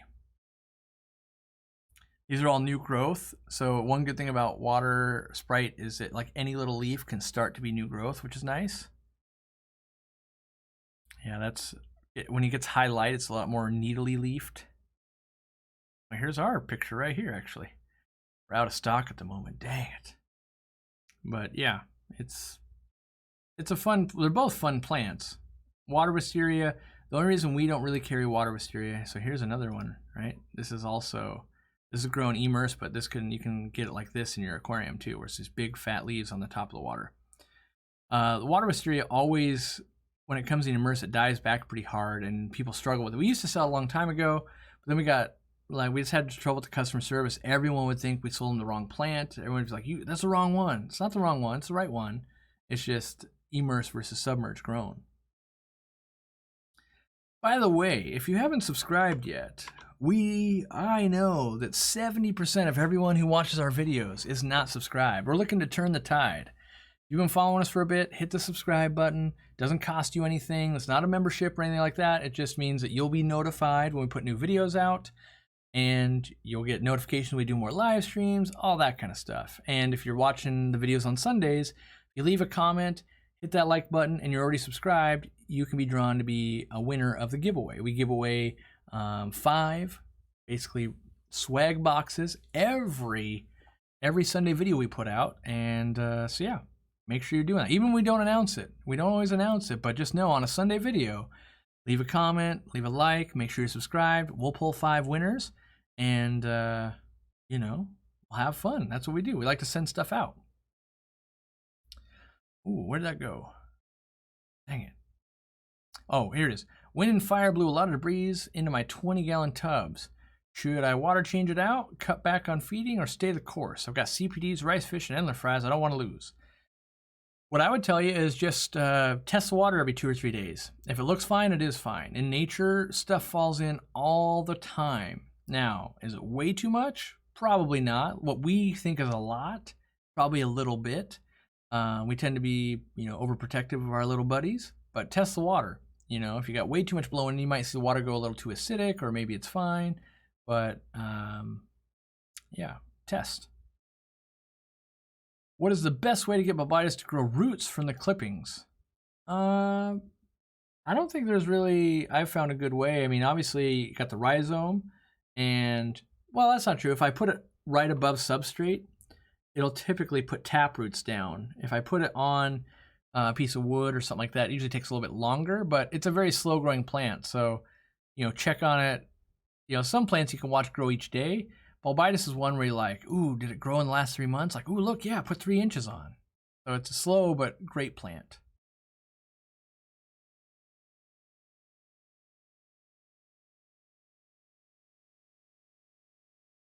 Thoughts on a mono shrimp versus ghost shrimp? Just 2 different types of shrimp. Ghost shrimp are carnivores, where a mono shrimp is an omnivore. So it'll eat both kind of algae and veggie matter, and it'll eat, fish food and that stuff. Do you announce the winner's name, or do the boxes just show up? Yes. So the way it works, when someone wins, they get notified on YouTube. So that's, again, why do you have to be subscribed? Well, you got to get the notifications, right? So we leave a comment, you click on the link, it tells you to put in some info. Lizzie then will contact you and go, hey, congratulations, we need your shipping info, and then we send it out. So we establish communication and all of that, and that's how it works. But if you're not subscribed, you wouldn't know, right? You gotta get the notification and all of that. So that's why you gotta do it that way. It's the only way we found that it'll verify that you're the actual winner, because otherwise anyone can click on that link and then it goes sign in, and then if you're not signed in, you wouldn't know. So that's what we've had in the past. If I'm like, we've had it where it's like, Brian wins, and then because 30,000 people watch this video, 12 of them be like, my name's Brian. Are you sure it's not me? And it's like, no, I specifically said Brian with the yellow avatar wins. And they'll be like, I just want to make sure, my name's Brian, but I don't have a yellow avatar. Is it me? Like, no, it's not you. And so this one cuts out all of that for us. My Oscar fish won't close her mouth. Do you know what's wrong with her? Could have a broken jaw. A lot of times Oscars will lock lips when they're fighting. And not even just Oscars, but like other cichlids will do that, and they kind of lock up. And sometimes they can be thrashing, and you can actually break their jaw. The next thing that comes is you go, well, what happens when it's broken? There's not a lot you can do. It's not like you can really reset it. You kind of just have to let it do its thing. So, problem with that is that YouTube notifications are less than reliable. That is the public perception, but in testing, it's usually not that. Like, we happen to know that 70,000 people have notifications on for our channel, right? 70,000. Of those, only 8% have the notifications on actually on their phone, right? And so if you didn't turn on email notification and you turn off notifications on your phone app, you won't get any, even though you have it set. So YouTube in general does a terrible job of explaining that. I do recognize that, but in all the testing we've done, and we've done very thorough testing, it is actually rare that a notification doesn't go through. They announce when there's outages and things like that, and in general, it is a reliable system. People, creators and stuff like to twist it going, oh, no one's showing up. But you can look at the data and be like, well, it sent out 3,000 notifications. The click-through rate was 2.5. And sometimes it'll tell you like one wasn't delivered, right? Like, oh, I wonder what went on there. Maybe there was some kind of snafu, but And 3,000 is a small number. We're looking more like, oh, we sent out, 300,000 notifications and those types of things. Also, you can have other things that affect it, like, oh, I've got it so that I get no notifications while I'm asleep. If we sent out something in the middle of the night, you wouldn't get no notification either. So the best thing you could do would be go into your settings and get notifications via email. And then you're going to say, oh, but now I'm getting email every time Corey puts out a video and this and that. So people typically turn that off. So yes, unfortunately, there is no other way. Because like, let's say Quinn Galley wins. How could I don't even know what country you are. So how would I leave you a comment, and then if you don't get like a notification, okay, but what's the better way? There's no better way. That's the thing, right? And then you'd be like, well, couldn't you do a website where people put in their email address? Yes, and then you have people that are like, oh, you entered in 1,000 times with fake addresses and we notified the winner and you never checked those, so no one actually won.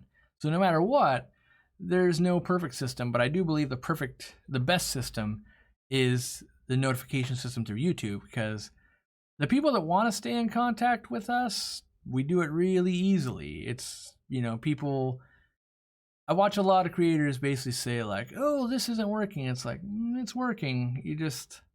you got to know how it works, and there are bugs every once in a while. I'm not saying there's never been a bug, because there has been bugs.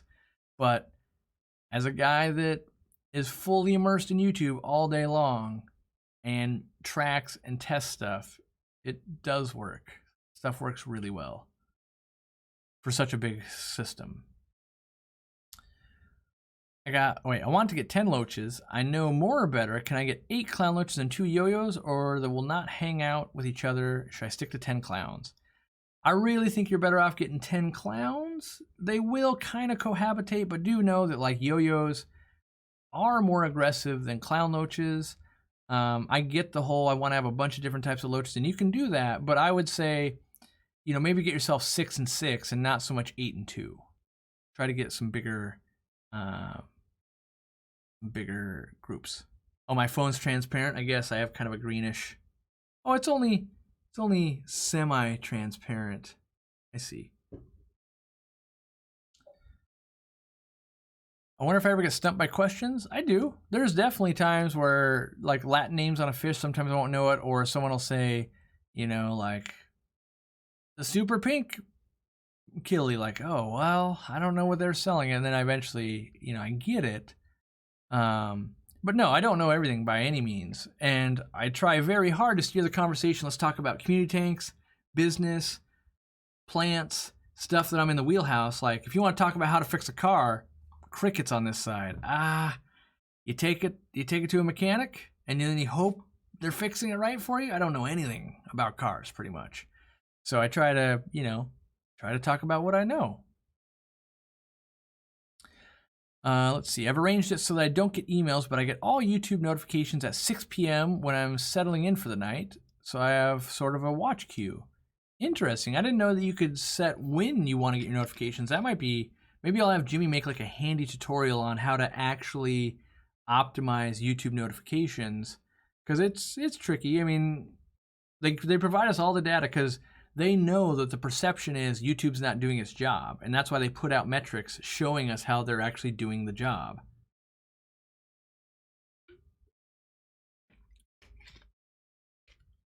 Because a lot of people won't realize that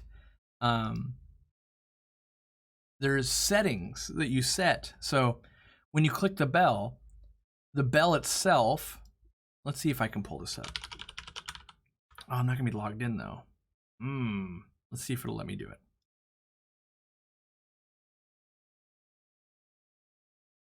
It's not gonna let me do it. Let me check on a different one real quick.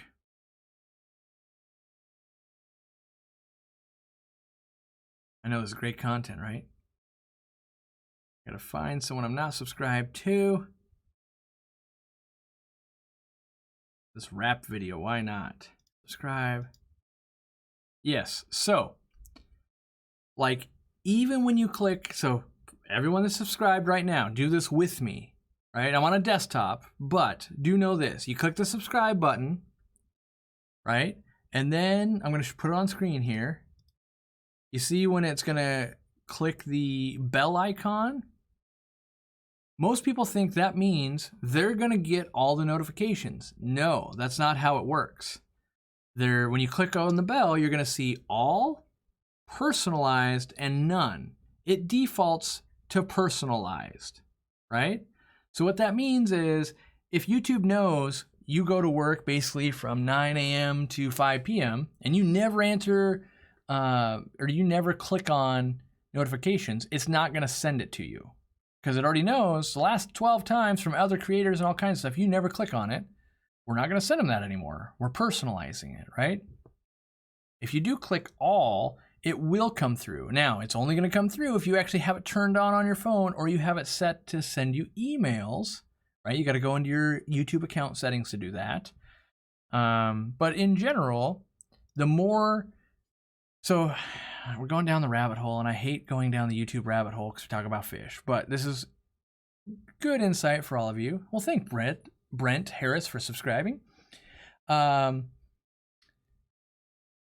The more you interact with a channel, the more notifications you get. That personalization, that's why everyone always says, like, make sure you hit that like button. Make sure you watch my video to the end. Make sure. Because every time you interact with it, that personalization goes up a little bit.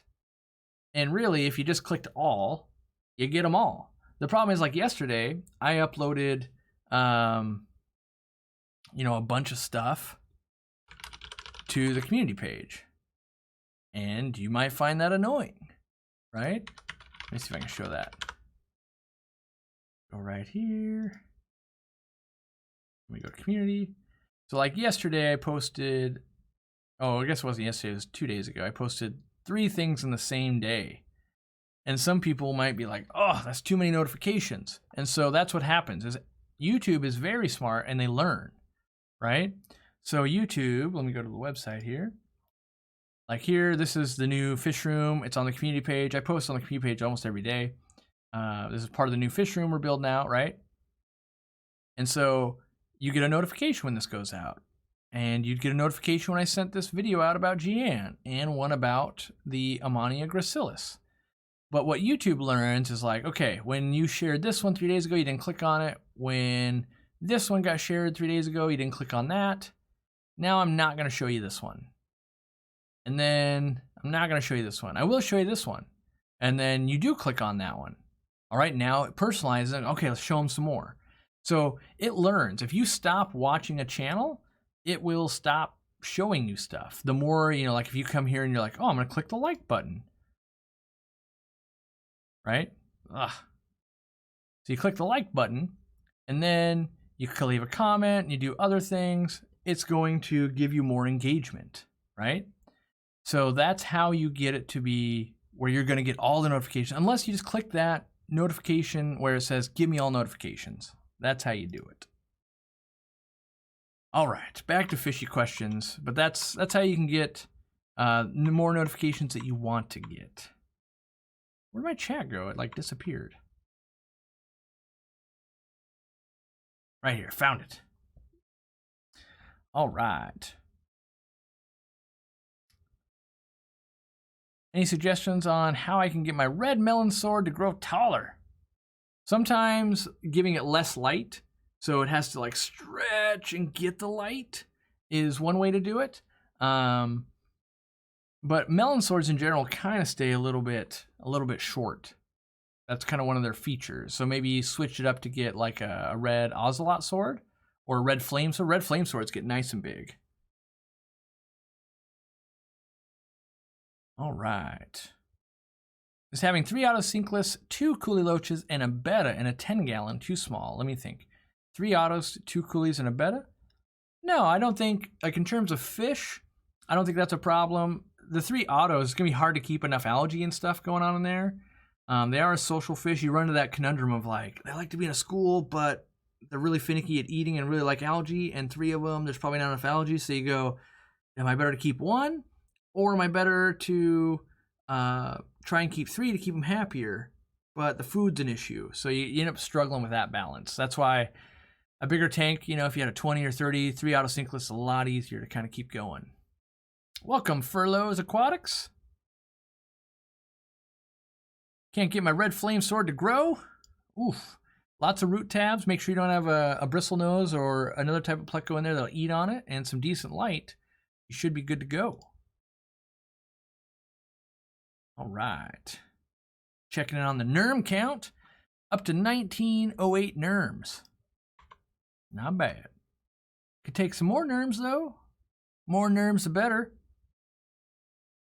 Do ancestors mess up all sword plants, or is that one is there one that they don't touch? Typically, most bristlenose and most plecos in general, those big broadleaf swords, they just decimate them. Unfortunately, I haven't found a good workaround for it. So my advice is plecos and swords, just don't mix them. You do a lot better. Goldfish and Amazon sword, yay or nay? I'd say yay.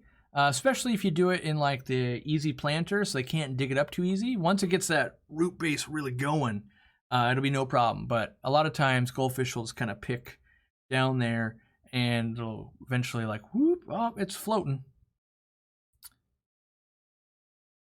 Could I do a video on red-eye puffers? No one's made one. Nope.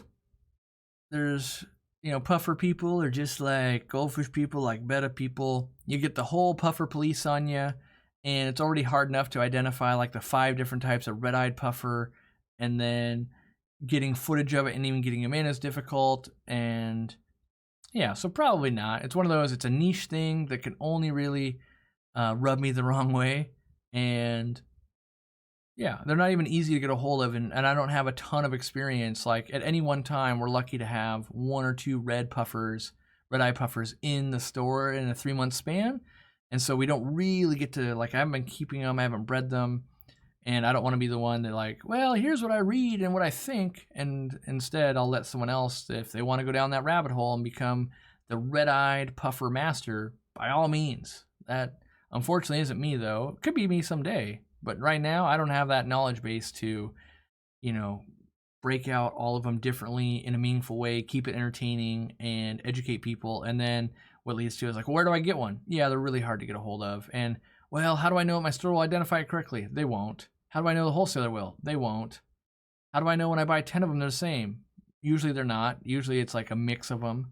So it's difficult. Jimmy made a video on a red-eyed puffer, but did you break out all the different types, Jimmy, or just the ones that we've had? Is aquarium salt for use after every water change for goldfish? You could. I don't think you need to, though. Sorry, I've got like not a sore throat, but like a cough coming on. That's the problem. Sorry. Wearing headphones. You don't have any ears left. All right. How do you keep Endlers from dying? Well, make sure that they don't die to a bacterial infection, and then from that part, water parameters. It's weird when you're like, replace what you're talking about with something known. How do you keep dogs from dying? And then you're like, well, is it sick? Did it get attacked? Did it get hit by a car? So when you say like one fish, like how do you keep Endlers from dying? Is it sick? Is it getting fed? Did it get eaten?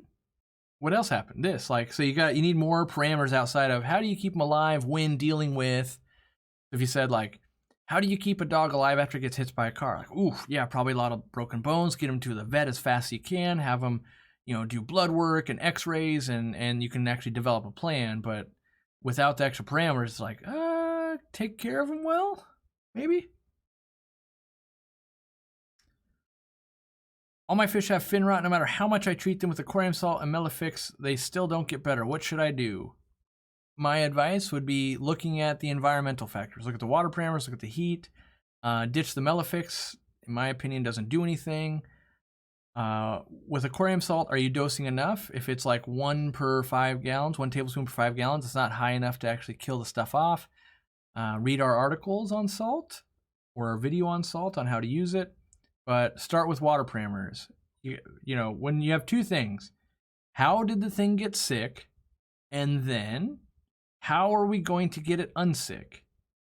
Everyone jumps to, let's focus on getting it unsick. You can't fight the sickness if you still have the thing causing the sickness, right? So it doesn't do you any good in the dog world. The dog got hit by a car, and now you're going to focus on, like, okay, let's get a cast on the broken leg, let's do all these things, and then you let it walk back out in the street and gets hit by a car. And then you're going, no matter what I do, it doesn't get better. It's like, it keeps getting hit by a car. Same thing. If you have the same thing causing fin rot over and over, maybe you have pH that's 5.8, right? And it's burning the skin of this fish. And you're putting salt in there to prevent the bacteria. That doesn't stop the burning of the fish, though, right? So you always got to figure out what is causing it, and also what's my plan to stop it. But you can't just focus on stopping it, like the actual disease. You have to treat what caused it. What's the cause? Fix that. What's the problem? Fix that. Two-parter. It's always a two-parter. All right. Why might my tiger lotus have stopped growing? I'm constantly using fertilizer. Are using root tabs. So the tiger lotus is a bulb plant. It stores a lot of nutrients in its bulb. So if this is the bulb and here's all the foliage, it looks awesome, right? You might buy it and you might go, I got a few leaves and a bulb. When it gets to your aquarium, it starts consuming that bulb to make more leaves. And at the same time, it's going to put some roots down into the gravel. Now, the goal of those roots is to pull nutrients in and restore the bulb, and the bulb keeps supplying the leaves. Now, if you're dosing water column fertilizer, the leaves pulling in a little bit of fertilizer, but these roots are going, I need more, I'm running out. And so if it's running out, you might be just keeping it alive with liquid fertilizer, but that's where you get, like, have you ever had a bulb and you go touch it one day and it's like, oh my gosh, it crumbles. It ran out of all the nutrients. So a lot of root tabs can help. Or you can do something like an enriched substrate. That would work too. In the wild, it just goes, oh, look at that mud. Let me eat that. And so, there's constantly debris and mold buildup. So if you have an older aquarium, a well-seasoned aquarium with lots of fish poop in that gravel, typically that will keep that going strong. All right. Any suggestions for bushy plants for shrimp? I get most mosses will work, but I'm looking for other options. What's a good bushy plant? Water sprite, if we weren't sold out. That's a good one. I really like Pogostemon lotus octopus. I like that plant a lot. What else do I really like? Guppy grass, which we don't sell, but that's a good one as well. Yeah, apparently everything's getting hit by a car tonight. Every dog, all the analogy. I don't know. My two female mollies are fighting. What should I do? Well, it's like you have two dogs. And no. If you only have two, then that might be the problem. There's no distractions. So maybe getting a male or a third female might help. If you got a group of them and it's just two always fighting, that's a little weird. It could be just like a specific thing going on between those two. Make sure you got line of sight blocks so that there's like big plants and stuff so they can kind of get away from each other if they want to. Make sure they're not competing for resources like food or tank space. And every once in a while, you might have to take one at a time out. Put them in a breeder box or another tank, let it sit there for maybe a month, and then bring it back, right? And yeah. Will I take a break from the channel when you're moved in your new home? Maybe pre-record a bunch of videos in transition like other creators, like Irene? No, the plan is we always try to be a few weeks in advance anyway. My goal is no interruption. That's one of the benefits of you guys being members and buying stuff from us is that we do get that team of people and we can, that's one of the reasons I'm tired. We do extra filming and we work extra hard to make sure there's no interruption because I get it. Most of you would be like, oh, it totally makes sense, man, you're moving. Take some time off. And then there's the other like 2.5 million people that just watch the videos and they don't know me as a person. They're just like, yeah, what have you done for me lately? You didn't put out a video? I didn't watch a video. And it's totally reasonable, right? So our goal is to not have any disruption. I'll be the first one to admit our videos are a little stale. As in, it's a top 5, it's this, I can't travel the world, so that's not great. I can't fill my fish room because we're getting ready to move it. And so I'm forced to do, top fives, education, all that, which I do love education, but I love to do it in a spin where it's like, let's go visit that place. Let's go do and see something and also learn. And so, we're going to try to go back and film Dean's fish room again. It's been a couple of months we've been there. He's got a lot of fry, a lot of cool stuff going on. Yeah, I'm trying to think of what, I can't plan a whole lot right now. That's the problem I have. It's like, there's not, we don't want to fly around. And my own fish room is there's a ton to film once we start setting up the new fish room. Oh yeah, it's gonna be great. But for right now, it's a little bit slim pickings of all right, let's do more stuff that we could normally do, I guess. Does season tank time include uncycled tanks? That seems to me that's almost like a trick question of an uncycled tank could never be seasoned, right? I mean, I guess that's not technically true, but the season tank time starts from the minute you put water into an aquarium. So, yeah, I would say yes, it does apply.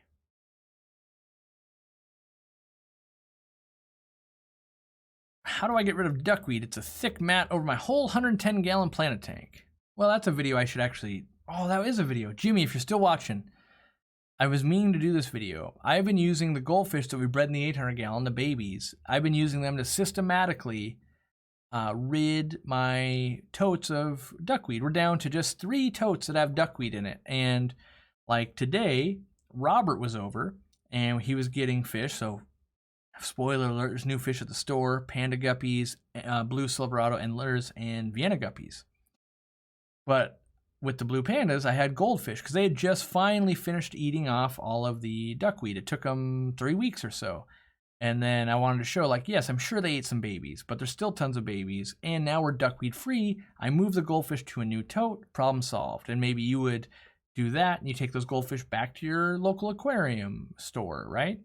And so I thought I want to do a video where I show a ton of duckweed and then almost time lapse it or something. Set up a camera where it's each day is a picture, and then be look, it takes 37 days, and then 3 goldfish this size rid me of duckweed after I manually removed it day 1. Because I believe people don't realize the cleaning power of goldfish. They are amazing. They'll clean all your gravel, they'll clean up a lot of hair algae, they'll eat duckweed, they will put anything they can in their mouth. That's amazing. That's a great tool, but goldfish are dirty. And I wanted to kind of do a video of look how dirty this aquarium is, then watch these dirty fish clean it, and then I remove the goldfish, and now I have an awesome aquarium. So I think they're one of the most misunderstood fish, I think, in our hobby. What kind of fish can I put with Burchardie, cichlids, and a 20 high? Probably nothing. I mean, you probably put your arm in there and you don't come back with an arm. They're very territorial. You could probably do some Malaysian trumpet snails or something like that, but mixing fish in that tank is going to be rough once they start breeding for sure. They're a good place besides the Aquarius podcast where someone new in the hobby can learn about legends like Rosario LaCourte. The only other good place I would say is conventions. You get a lot of the old, I don't want to call them old timers, but old school dudes and dudettes. They'll show up there and they were legends of their time and they were great in TFH magazine and all of that, but they never really embraced the internet. So you'll see them there and you'll be like, wow, there's Paul Lizell. Right? And you're like, wow, there he is in the flesh. And you might see him give a talk or something like that, and you sit down, eat dinner with him or something. And then you might go, oh, he used to write, okay. And then you go back and you're like, oh my gosh, it's that guy. Wow, he did a lot for the hobby, right? Who knew that guy was Mr. Madagascar cichlids? Didn't know. But that's where you run into him at those conventions, because before we had YouTube and live streams and a lot of the internet, we had kind of some forums. But even before that, it was the conventions. The conventions have always been the glue, and the glue is kind of unraveling, unfortunately, at the moment. But that's where you can find them. Otherwise, look at old TFH magazines and stuff like that. But I'm not sure there's going to be a good you know, some real NERM could put a really cool website together that like chronicled lots of kind of noteworthy aquarists and stuff like that over the years. But it probably, you know, wouldn't make any money or anything like that. So it'd have to be someone who just wanted to be a historian of the hobby. All right. Let's see. Where'd that go? This person said they had lots of particles in their aquarium. Just saw it. Yeah, seeing a ton of particles in my tank and running co-op sponge filter. Is there a way to use filter floss to remove the sponge? Wait, this with the sponge filter, or have you found coarse sponges pick it all up? Over time, typically sponge filters pick everything up. Another tip would be do a couple extra gravel vacs over the course of a month. You know, like get the stuff, the debris that would settle. Also make sure that like your current food you're feeding is not contributing to it. But the way sponge filters work is basically they're going to start collecting some debris. And over time, they collect debris, and that debris makes the pores a little bit smaller. And then over time, that can collect smaller stuff. And then because that collected, a little bit smaller, a little bit smaller, a little bit smaller. Eventually, you can get everything. But if I was running into that problem, I would say do an extra gravel vac that will remove some of the floaties and some of the debris at the bottom, put fresh water in, and that extra maintenance over time usually gets it in combination with letting the filter kind of do its work. Welcome, Twisted Guppy, to the NERMs. We'll go a couple more minutes, and then we're all going to head over to the Steenfod Aquatics live stream, and then I'm going to try and head over to the forum because a couple people had some questions in which they wanted to know if I could answer them. If they haven't been answered yet by the time I get over there, I'll try and do that. I'll try to find them. I don't remember what the questions were or who they were, but that is on my to-do list. I haven't forgotten. I want to put 6 koi loaches, 3 cory cats, and 1 golden Chinese alligator, 1 bristlenose, pleco, peacocks, haps, and 3 Amazon pufferfish in a 75-gallon. What are my thoughts? My thoughts are that is like you may as well put them like into a blender. That's a mix of fish that, whew. Chinese alligator can be very aggressive. Mixing haps with like the koi loaches, they might just get eaten. You've got the Amazon puffers, which are going to want real meaty foods. And like the Chinese alligator is going to be dominating that food along with the haps. It's one of those like, the best way I can describe this one is like, what do you think? I'm going to make a salad, and instead of croutons, I'm going to cut up sardine pizza, and then for dressing, I'm thinking chocolate sauce, and then, ooh, what else do I really like? Ooh, let's get some sprinkles on there, and then, you know what? We should probably put this on a pie crust, because I do like pie crust. What do you think of that salad? And then you're like, each one of those are great on their own, but together, that is terrible. And that's kind of what this tank is like. All those fish are awesome, but they shouldn't go together. Like, you could go, all right, well, let's put this and this together. Let's put that and that together. You know, so koi loaches and cory cats, sure. Bristlenose pleco with the Chinese alligator, sure. Peacocks and haps, just those together, sure, that's another decent tank. Amazon puffers by themselves, decent tank also. All together, yikes. I've been wanting 2 Aranda goldfish, thinking I didn't have a big enough tank. Now that you say I can put them in a 29, do I do the med trio when I get them? Yes. Yes. I treat everything I ever come in contact with. Do you know any fish auction places inside New York? I don't. I'm sure there's clubs, but I don't know. They're probably not meeting. A lot of places are doing virtual meets. I want to say it's like Cichlids of York County or something like that is in New York or something like that. Yeah, you can look on our website. Let me show you. Let me show you. We'll end the stream by showing. All right, let's go to the website. Here we are. We're on the website. We scroll to the bottom, and we're going to go to local aquarium clubs. It's right behind my head. Ugh. Click on that. And now you get, these are all local clubs. And you might be saying, but Corey, I'm so sad. I don't live in the USA. Like, oh, control zoom? I got to hold control to zoom out? Look, we've got clubs over here in the UK, in Sweden, in Australia. Like, so if you guys are somewhere in the world and you have a local aquarium club and it's not on here, we have a nice form right here that you could submit it and let us know all about it, and we'll get it on here so you can find new club members. But we want to go to New York. Right here, here's one. Central New York Aquarium Society. And you could go there. And you could, you know, yeah, it's CNYAS. That's what it was. So we can click on it. Maybe it'll open up someday. We are.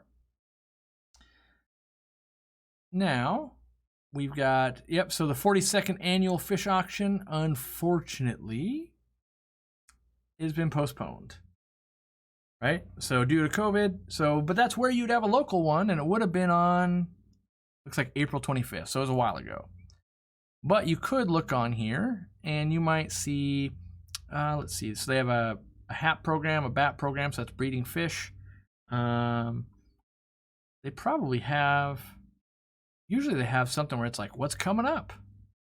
Unfortunately, I'm not seeing Writers Award program, join us. Yeah. They might have a forum or something like that, or it looks like right here they got a Facebook group. I bet you if you go to that Facebook group, you'll see a lot of like what's going on and that kind of stuff. So, yeah. All right, everyone. Well, thank you very much for hanging out. Hopefully you subscribed if you haven't already. If you became a new member, thank you very much. Make sure you check out the members-only videos that we have. New video coming out on Sunday.